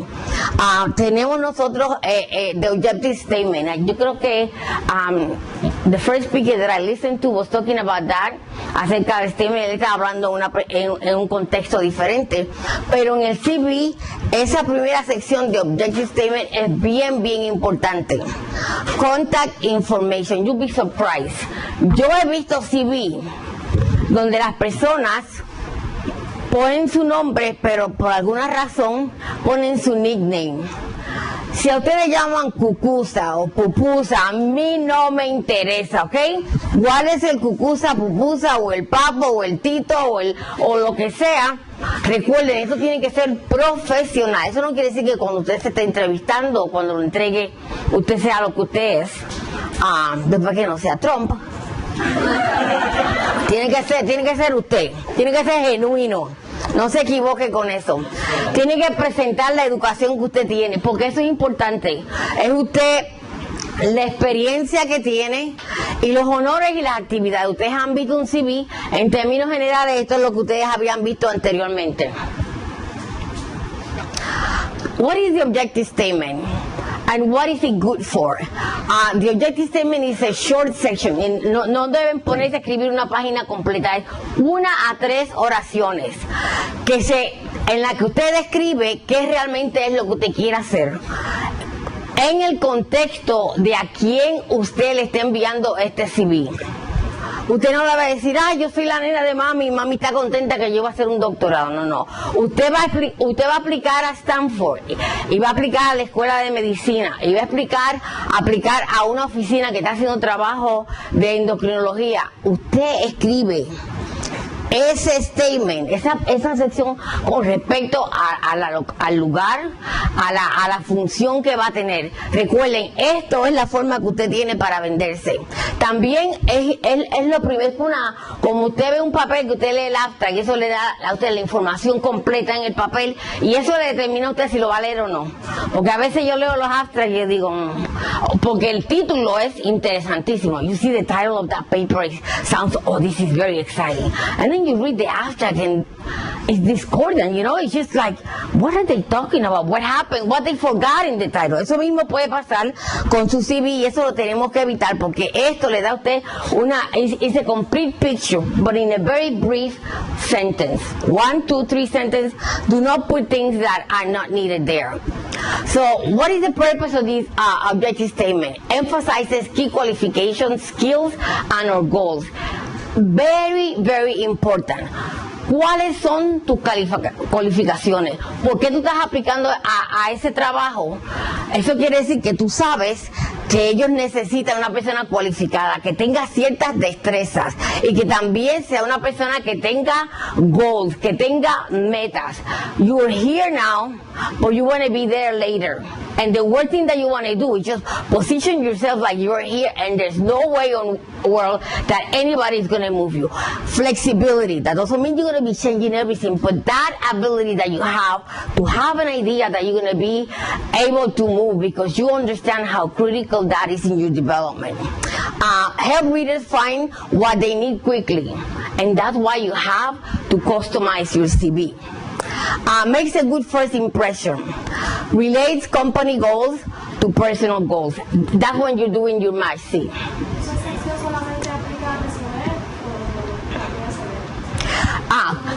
El resumen o el CV, eso es interesantísimo. Nosotros lo utilizamos como que es lo mismo, dependiendo de las instituciones. En algunas instituciones el resumen es la primera sección de tu CV donde tú pones like a complete summary of your career and your person. En la gran mayoría de las instituciones es lo mismo, resumen es lo mismo que CV. Así que tienes que informarte. Si tú vas a aplicar a Río Piedra, te puedo asegurar que es lo mismo. Yo hice mi maestría allí, mi bachillerato allí.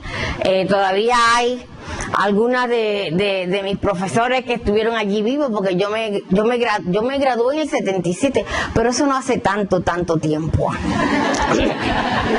Okay, so crafting a good statement, a good objective statement, answer this question, and this is what you have to keep in mind. What positions are you applying for? What are your main qualifications? What are your career goals? What is your professional identity? How can you help the potential employer?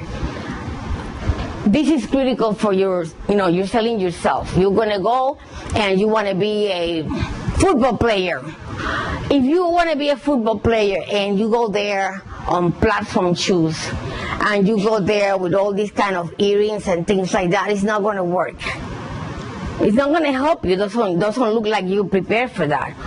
You may be taking the CV of your husband or your boyfriend, which doesn't look good, but you have to be prepared for that ability that you have to sell yourself, and I keep emphasizing that because I'm horrible at that.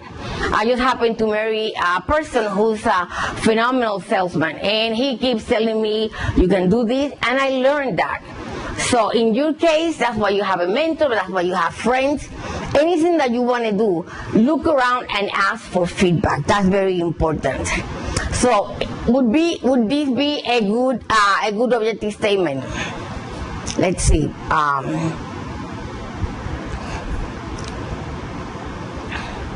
An internship allowing me, and this is what you put in, right? An internship allowing me to utilize my knowledge and expertise in different areas. Good or bad? Okay, meh. Very general, right? It is well written, right? But it raises too many questions. Yeah, what kind of internship? What knowledge? What kinds of expertise? Which areas? How will you contribute to this company? It doesn't really say anything. It's trying to say everything, right? But it doesn't say anything. Not good. Now, that's what I say is very important to tailor. Whoops. Okay, so sometimes one size does not fit all. You think that, I'm going to do a CV like so-and-so because so-and-so is so important and got all these different things, and that's what's going to help me. But that is not going to work. It's not going to work. Why? Because if you're going to get a job and they're going to give you a uniform, you may try the uniform of the most fitted best employee, but it's not going to fit you because you have a certain body shape and you have certain things in the way you are, your height and your weight, that determines how you're going to be dressed up. The same thing with the CV. You cannot use somebody else's CV and say, I'm going to be doing the same, because you have to prepare your CV for what you're selling yourself for. What that means is you're applying to 10 different places. Don't assume that because you are you and this is my CV, you can send your CV to 10 different places. Because in one place they may want to have somebody that is a physiologist. And you are not a physiologist, you're going to put molecular biologist. But hey, when you're looking at the physiology of the cells, that's physiology too. So you have to learn how to present that and prepare that to the different places, which is a challenge that I had when I was applying for grant, because I was taught great knowledge, great science, how to be a good scientist, how to be a critical thinker, how to be this and that. And then I come and write my grant and everything is there. And what wasn't there is the fact that you have to sell your product, which is what a grant is. I'm going to sell my idea, and I want to present it in such a way that you're going to feel this is the greatest thing, and this project must be funded. Same thing with your CV. So you have to keep that in mind. You have to prepare yourself for the different institutions, places, schools that you're going to be applying for. So writing the statement, it should reflect your overall qualifications and career goals. I keep putting this over and over because that's very important. In what ways are they typical or unique? What is special about you, right? You're not going to come and tell them, oh yes, I have a head and I used it and I have 2 eyes and they were great 2020 and my ears, I don't need that because all of the applicants are going to have ears and eyes and head. Hopefully they use the head. But if you don't, it's going to show up in your CV. And remember, that is the CV describes what you are. So research individual employers in your field. In what ways are employers alike and different? Same story. You have to know these may be the same positions you think, but the company are different.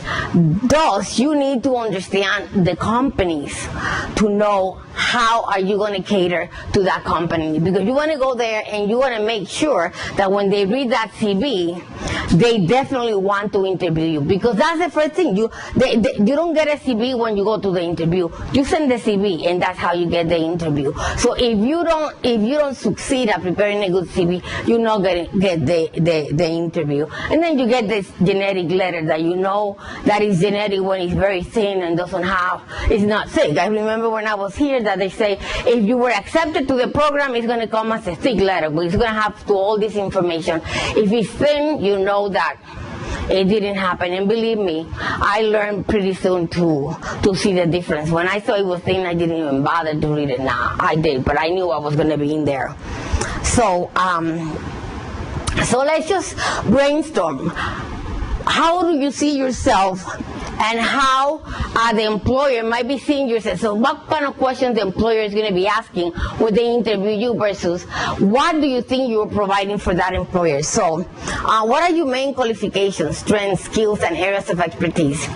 And then the employer is going to be thinking how that person is going to be able to fit the needs that I have in my business, in my school, in my program. How is this graduate student going to be a great postdoc that can also mentor all the students, undergraduate students that are going to be here?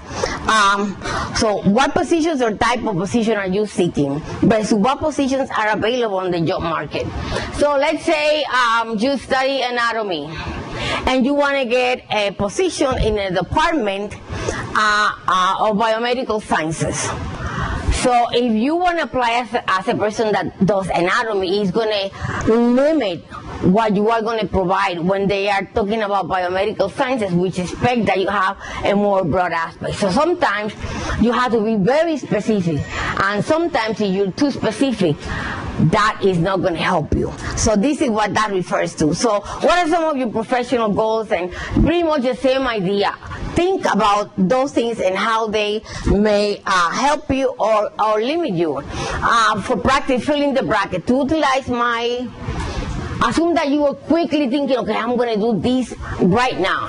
What would you say if I tell you I'm going to do my CV and part of my statement is going to be to utilize my what? My qualification, my strengths, my skill, or ¿qué dirían ustedes en ese statement?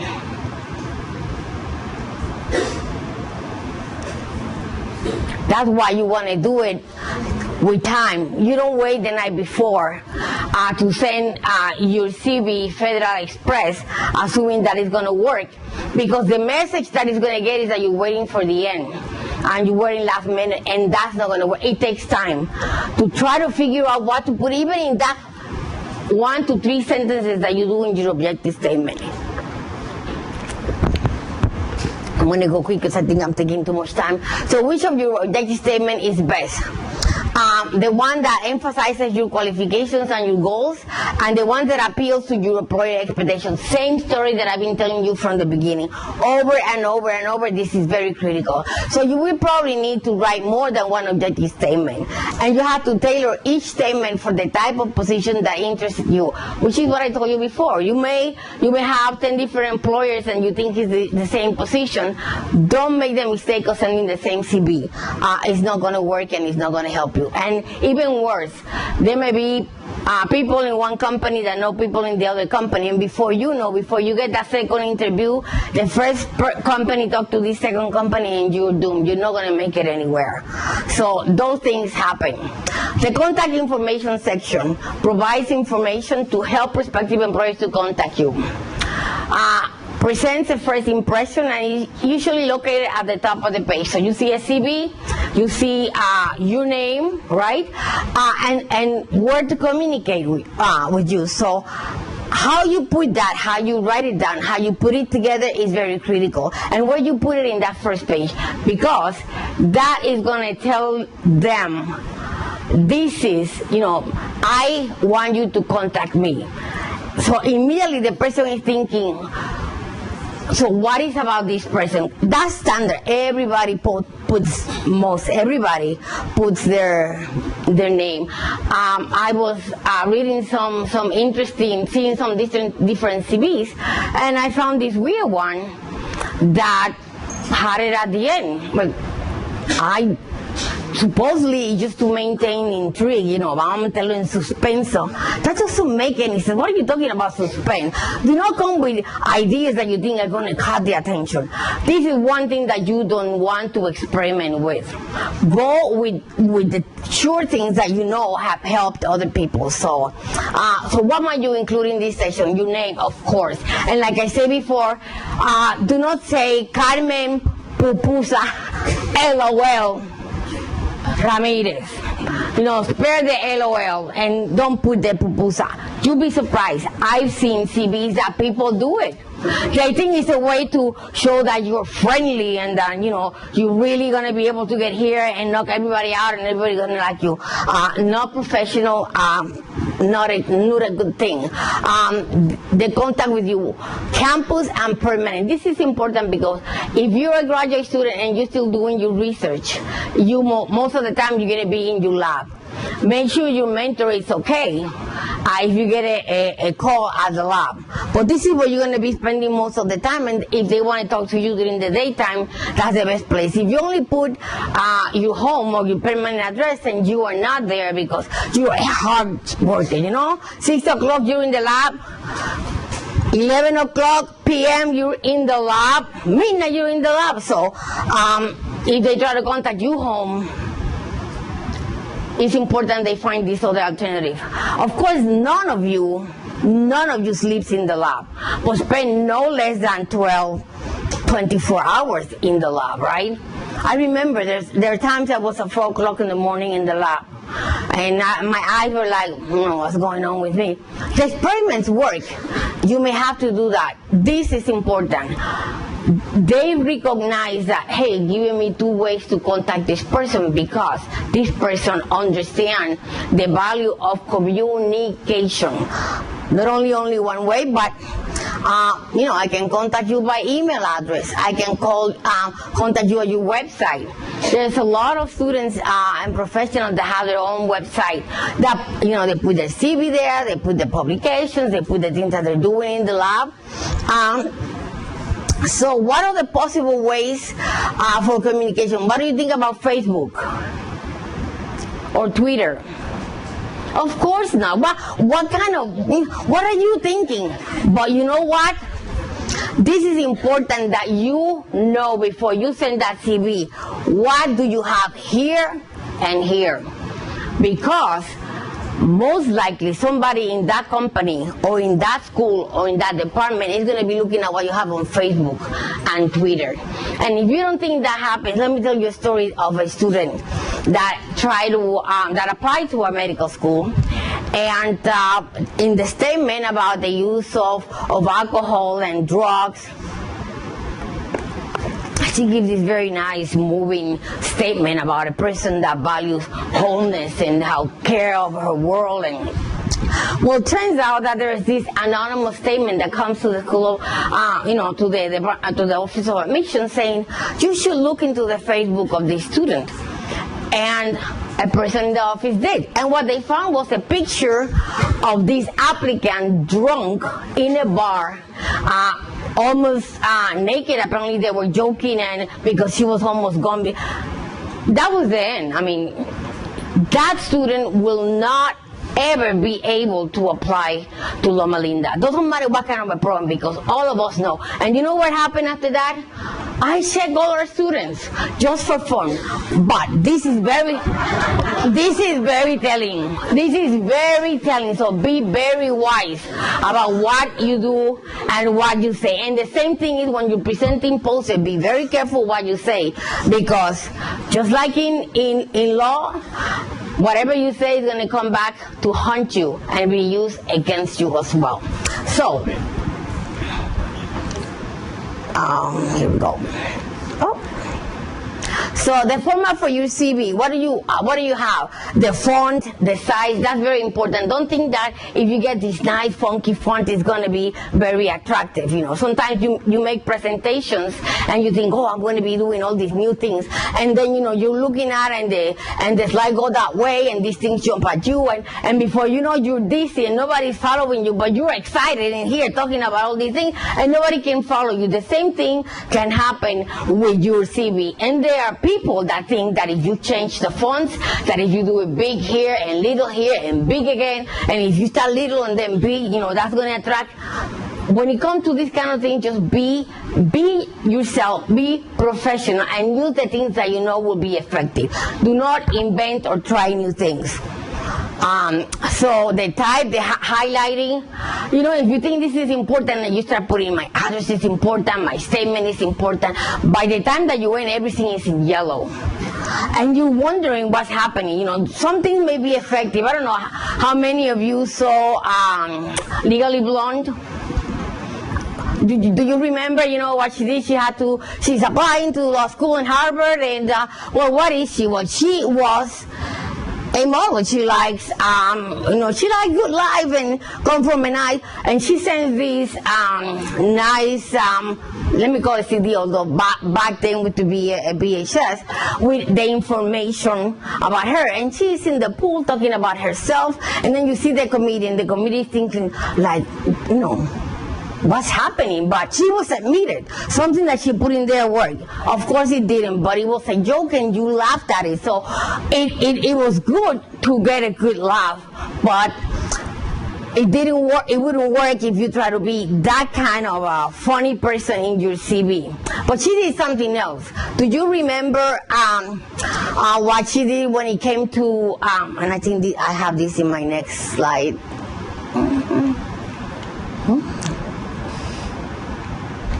Okay, so there we go. So in the format, what I said before, how big is big enough, the font, the highlights, are you going to use bold, italics, are you going to use caps, underlines, special effects? Try to be as simple as possible. In this one here, what I wanted to say is, you want to make sure that your resume throughout all the different sections match, meaning you're not going to use a font here and a color for your font here in red, and now you're going to do it yellow, and you're going to be very patriotic, so you're going to be putting stars in the background of your pages 7 to 8. Be basic, be simple. In that Legally Blonde, she sends the CV, and the CV is what is in pink. And what else was about that CV? Smells good. But her background, for her background, those things were important. She was a girl, she wanted to make sure that, hey, so it's pink. And she was always into what's the latest car, or what's the latest fashion and the good perfumes. So she put it in there. You're not going to do that because you're a scientist. So you're going to put in your CV the kind of things that are going to show the story of what you bring into that position. But if you are working in a lab of microbiology. Be careful when you print the CV, because sometimes those smells in the lab can carry on your paper, and you're laughing, but that's true. That's true. Sometimes we open this letter of admissions, and you can tell some people can even say little crumbs in there, and I know what they ate. So even that is very important. So format, the layout, how do you put it? But you're going to do a page, let's just be inventive. And one page I'm going to just flush to the right, and the other one to the left, and the other one I'm going to do in the center. So, if the person is really tired, wake up, because now she's there, and then now in this other place. Be consistent. Just using columns. That might sound like a great idea for a CV, but why on earth are you going to do 2 columns or 3 columns to get the eyes of somebody? Just be professional when it comes to that. There are times when it's not good to do like the majority, but there are times that is the best way to go about that. They talk about what you can do with graphic elements. You can do something at the beginning of your CV that can have something like this, and you can do these separate, your name and your contact information versus your other qualifications, and that may look nice. I've seen some of them. The color is very important, and what kind of design that you use is important, but that's a nice touch. So you can benefit from something like that. Coordinate your design strategies. So match the design of your contact information, the font type, like I say, be uniform. If you need to emphasize something, find out what is the best professional way to do that. Sometimes it'd be good if you use italics. When I'm reading something that has italics, I understand that's something that is important. But make sure that when you put it in italics, it's something that is really important, because if you put something in italics that you don't have, that's not going to work. How you write this CV is very important. If you get an interview and you pay for someone to do your CV because that's going to be professional, I can guarantee you that the person that's interviewing you is going to notice the difference. Because if that CV is just, with all this incredible expression and phrases and all that, and then you come and you cannot use any of those phrases, they can figure out. Students do that for the statements when they apply to medical schools, and I can tell. Sometimes it's the funniest thing. I had this applicant, and she put a phenomenal. I was so impressed with that statement. She comes and she sits, and the moment she opens her mouth, I said, "There's just no way that she wrote that statement. There's just no way." So, but whoever wrote that statement did a phenomenal job. That should have been the applicant to our med school, but he did, and she really screwed up bad, so bad that I'm asking her. So you invited to committee, and then you ask, what kind of assets do you have that will make you that one student for that one position that we have, when we have 20 students that are in that list that are invited to the committee? You know what she answered? What the answer was? I'm going to tell you, because you're not gonna guess. She said, "Oh, I took an undergraduate class where I took anatomy, and we worked with the cadaver." And as far as I am concerned, she was the cadaver, because she it was like that. I mean, what was she thinking? I mean, you'll be surprised how sometimes we make those mistakes of do those things on our CV. So proofread all the time. Triple check for accuracy. One typo could cost you an interview, because it's going to tell that person that you are not careful enough. And that tells about you how careful you could be, and how you care about that. In the education section, that's where you emphasize which schools where you train at, and They say individualizing for an organization. So if in the name of your school is something about health sciences and you're applying to a basic science department, you don't need to have that part of the university there. You can use the other part of the title, because they may think that the background that you bring in there is more of a clinical kind, and it's interesting. Some people think about that because which school you go to, that was your choice, right? So it speaks about you when you were trained at whatever institution that you train. Of course, if you train here, you have no problem because we're well known. I'm very proud to say when I sit on those review committees and they talk about the students in Puerto Rico, they always want to know what. I even have somebody that came and asked me, what do those students eat? Oh, wow, they're so good, because we've been able to recruit some of our institution, and it is because sometimes they think Puerto Rico is, they don't know what Puerto Rico is, so they assume anything strange that can come out of Puerto Rico. You have to make sure that whatever comes from you, you put in there. So you were a student that have MBRS and you had a grant, you put it there, because they understand. You spell it out, right? You tell them so they know what it is. NIH, people will know what is NIH, just in case, for that person that kind of loosening a little bit, National Institute of Health. That gives you credibility. There's no way to emphasize how important that is. Oh, what was that? What about these the students participating in all these training? IAC training, IAC training, microarray training. They should include all that to see what they're looking for. Depends on what that training is all about. Like a training like this, how to prepare a CV, most likely you don't want to put in there. You make sure that your CV is awesome and that some of the things that you learn here you're going to apply, and some of the things that I'm saying here you are not going to apply, because you got the main idea that I have to prepare and cater myself to this one institution. So there might be an institution that like to have all of that. So you put everything, how to write a scientific notebook, and then you put the date and you put who presented that. For some institutions that might have no value. So beware where you send in your CV when it comes to that. So you have to cater and tailor yourself. And I don't know where that came from because I don't see it here. See, it's not here.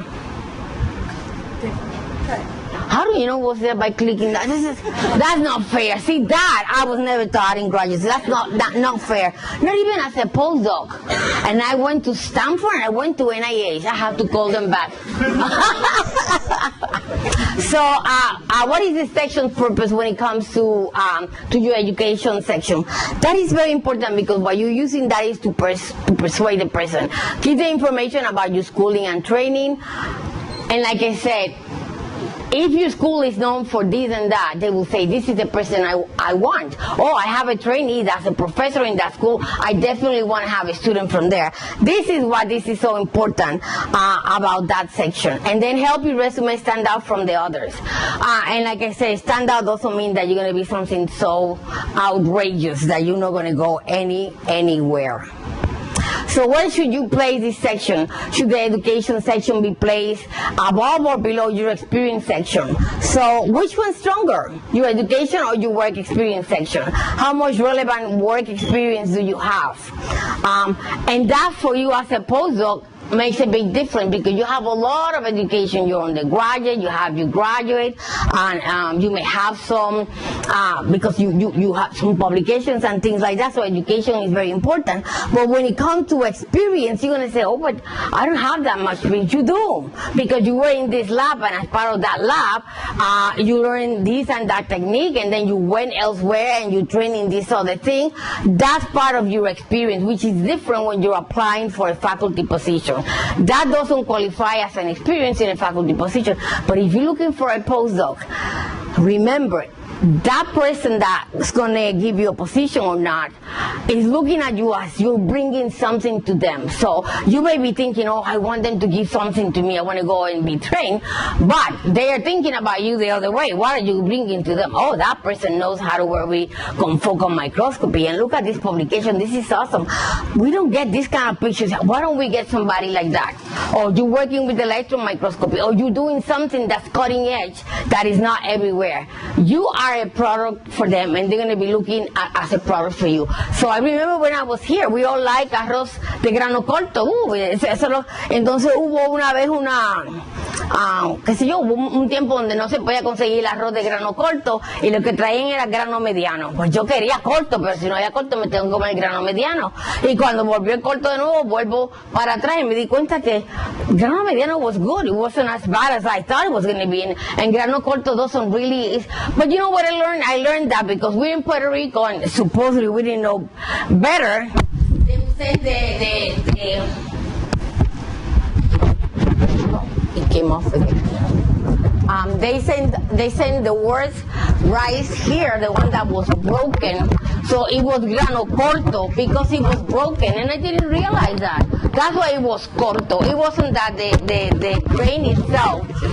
This is getting worse.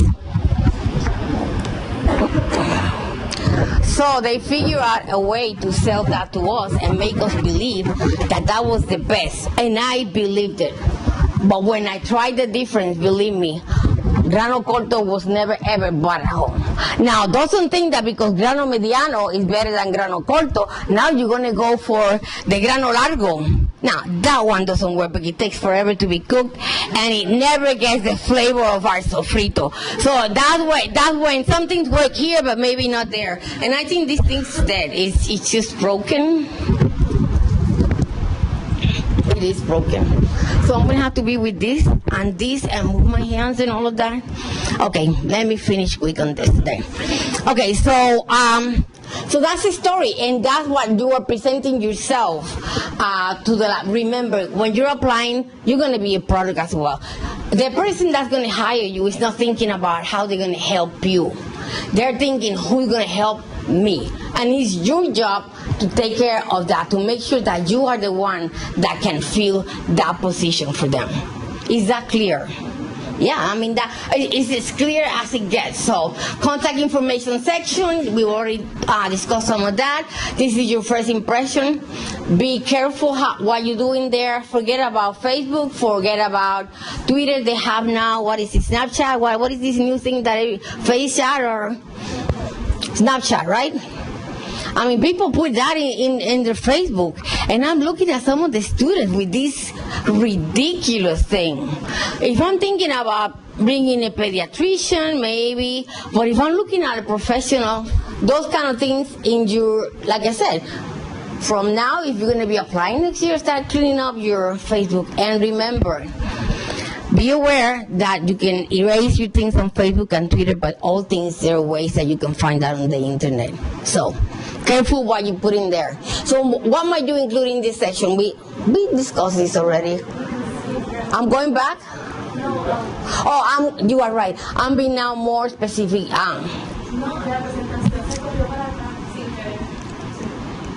Yes, it did. See, that was you when you knocked there. It's making me look bad. I am so sorry. But she did it because she came here and she did something here. What she? Okay. So, what are the bare bones for education section? The basics, the schools you have attended, including university, community college, and technical schools. The locations of those schools, because they're schools that may have the same name, but in different places. So you say University of Puerto Rico is not the same as you say University of Puerto Rico Rio Piedras or University of Puerto Rico Mayagüez. If you're applying to NASA, and NASA is looking for a good engineer, and Mayagüez has this phenomenal reputation in the U.S., so whether you're from Puerto Rico or Mayagüez, it makes a big difference. So you have to be specific about that. Dates of your graduation. So if you graduated 40 years ago and now you want to be a postdoc in my lab, that's not discrimination because of age, but that is putting the question into this person is not going to bring updated information or anything that can contribute. That's going to make it hard. Now, that doesn't mean that you finished that 40 years ago and then you did this other training and then you have this position and now you're looking into change your career. Now, that's different because that is going to be up to you how you sell yourself, but that is very good. If you're a woman and you have 3 kids and you felt that you want to stay home, NIH and NSF and other, the Ford Foundation is understanding that. And they look at that very positively. They said, okay, this person did what she felt she could do, but now she can contribute. And that could be seen as positive. So that's what I say. You have to know what you're sending your CV and who you're preparing for, because those kind of things might be good for one place, but not good for the other. And I'm going to go quickly now because what else may be included, like I said, the minor, so you have a minor in, you did physiology, but you did molecular biology, you can put it there as a minor. That's important because if you're a physiologist and you understand molecular biology, that is very critical. A lot of physiologists don't know how to cross the bridge and go into trying to understand at more detail the system that they have. And a lot of molecular biologists, you cannot take them out of that little focus area that they're there to put it to the next level, which is how I'm going to make this translational and how I'm going to make this important and relevant and significant in terms of translational projects that can, impact a community or a population. So that we discussed these are the relevant skills and training, computer skills, language, you speak Spanish, you speak English, you speak Spanglish, you speak a lot of disparate, guys, what do you understand, but you never know. There might, whoever is going to interview you might think that hablando disparate es bueno, well, so you'll be surprised how that is very important, particularly this day. If you are looking for a lab that may be having a trainee that maybe is not proficient in English but speak Spanish, they think that you're going to bring an asset there. Those things are important, and of course it shows how the depth of your education when it comes to the ability to speak more than one language. The design, the subheadings, how you indent your CV, whether you want to have columns or tables. Most likely you don't want to have any of these when it comes to your CV applying for scientific positions. Remember to use parentheses when it's needed. These are just specific details. Bullet lists are very good because rather than putting all these different things in different sentences, you do a bullet list. You don't have to be at detail. You save a lot of space and you give the information right away. The experience section demonstrate, like I said, how relevant it is what you've done to that place you be applying for. You can separate as your professional experience, your work history, your field work, your volunteer work, and that's important now in a lot of the grants that students are applying to NIH, because now NIH is moving towards how relevant your research is, whether it's translational, and now taking to the next step. There's this challenge about the fact that we as scientists could be very good in a lab, but maybe we have failed to communicate the importance of how our work is. So when NIH comes and asks for $300 million for this, everybody is putting their hands up and say, oh, my taxes are going to go to that, and scientists are crazy people. So why do they think scientists are crazy people? Because they see Disney movies and they see the Hollywood movies, and I still have to see a movie that I said, wow, they really describe a scientist there. So it would be important if you're involved with a community that demonstrate that you have that ability. I love giving lectures on breast cancer in the community, and I go to churches. That's very important and just right on target for the grant that I have from the National Minority Health and Health Disparities, because they require that, and that's going to be important for you. Informing to persuade.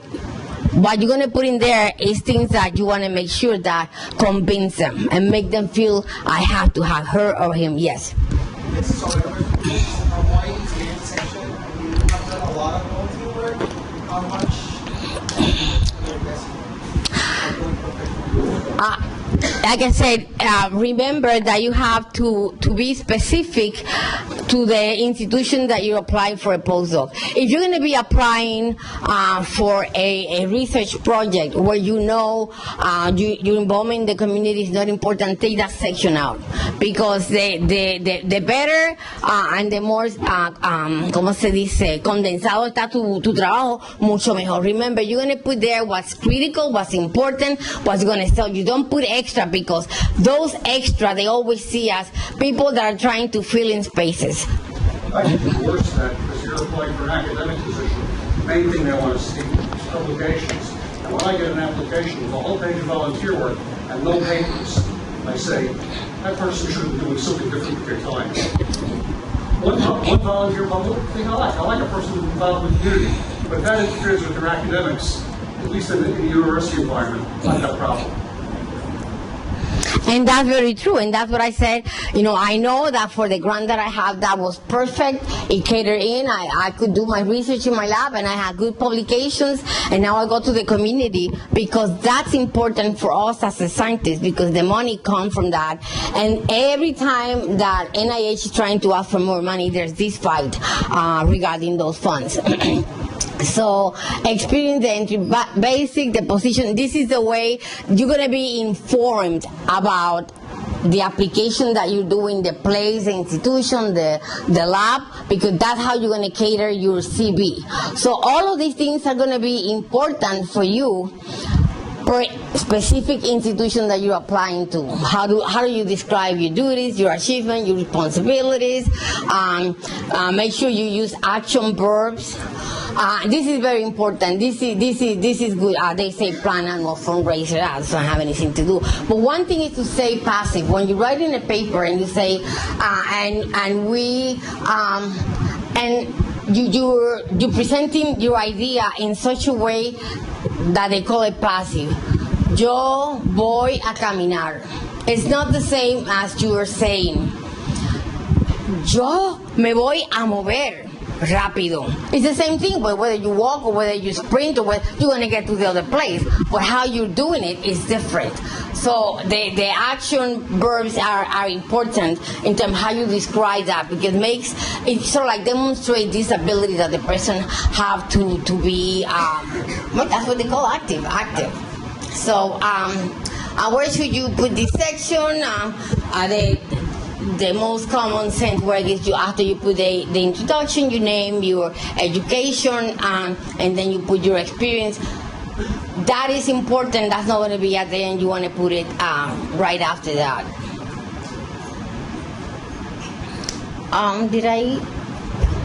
So how do you get started for a CV? We've already did all the stuff that we got to start. You look for the positions, you decide what goes in, the internship, and all of these things.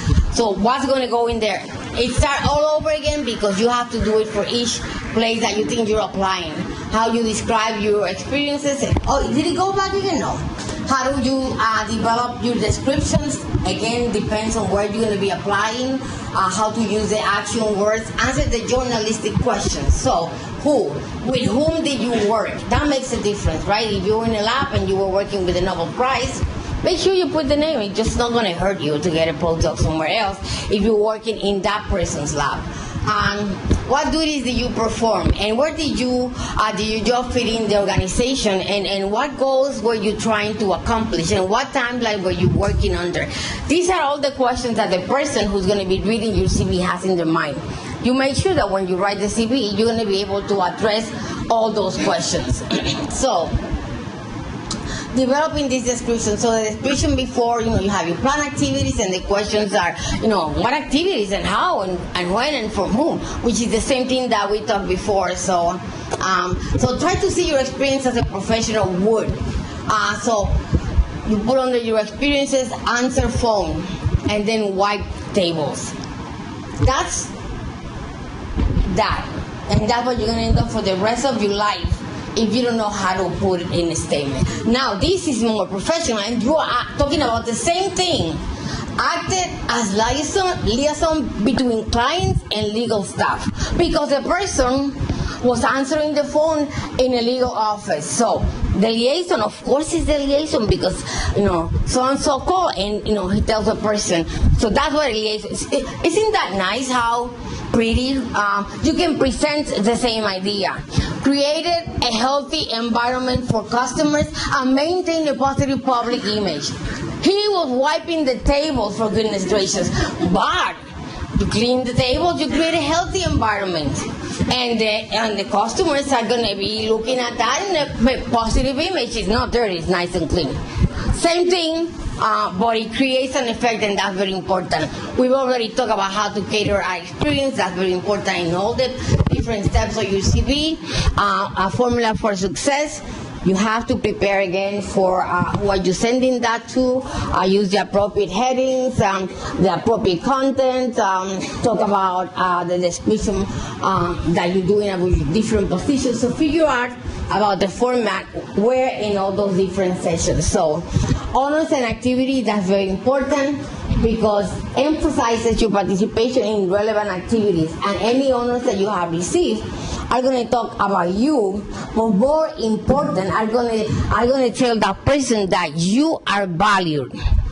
Not only are you valued, but you as a valued person are recognized.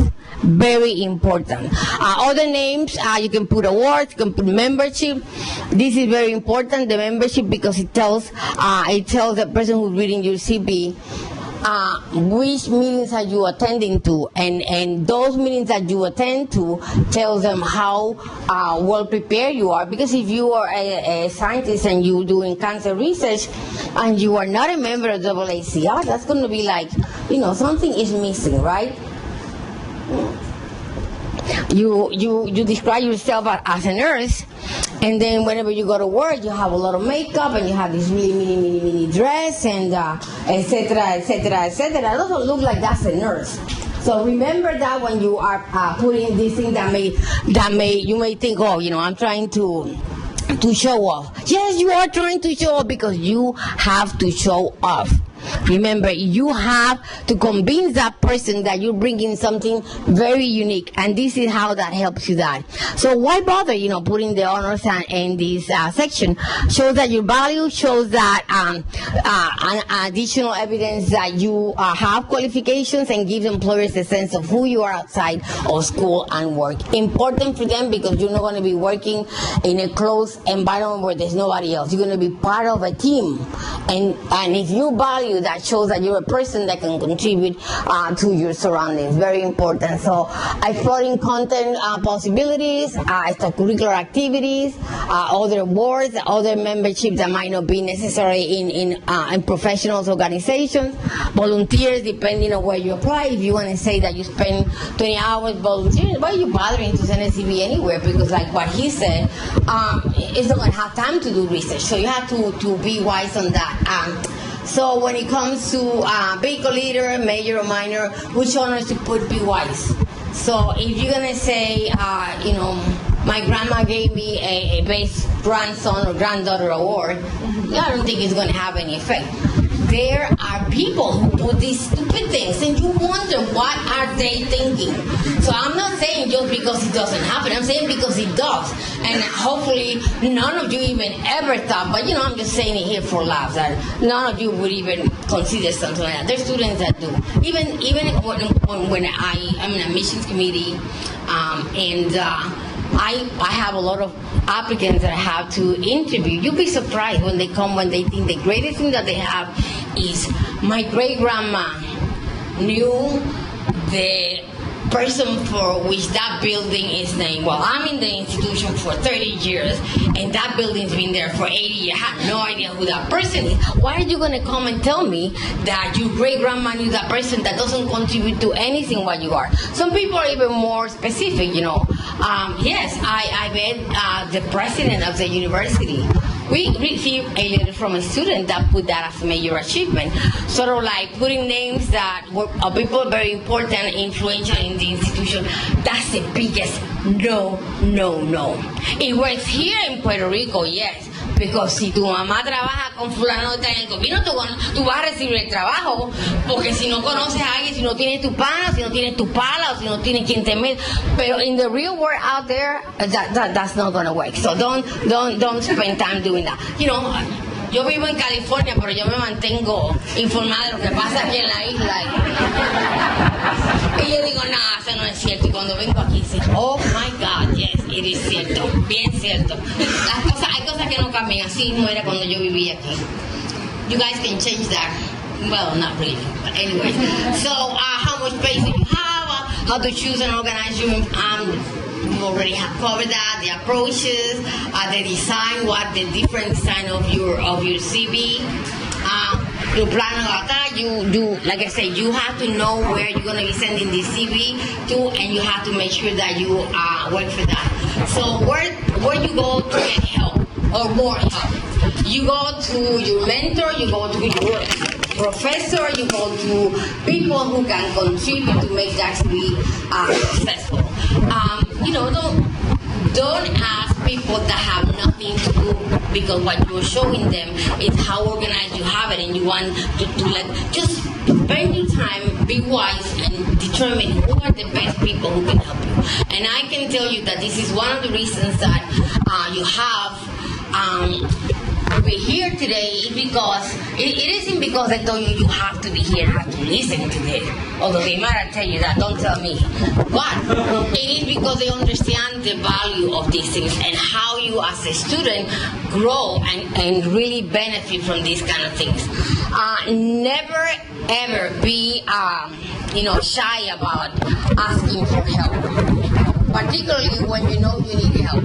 The worst thing that we can do is knowing that there's help available, and because we have this sense of, oh no, I don't want to do that because they're going to think that I am, not as good and blah blah blah.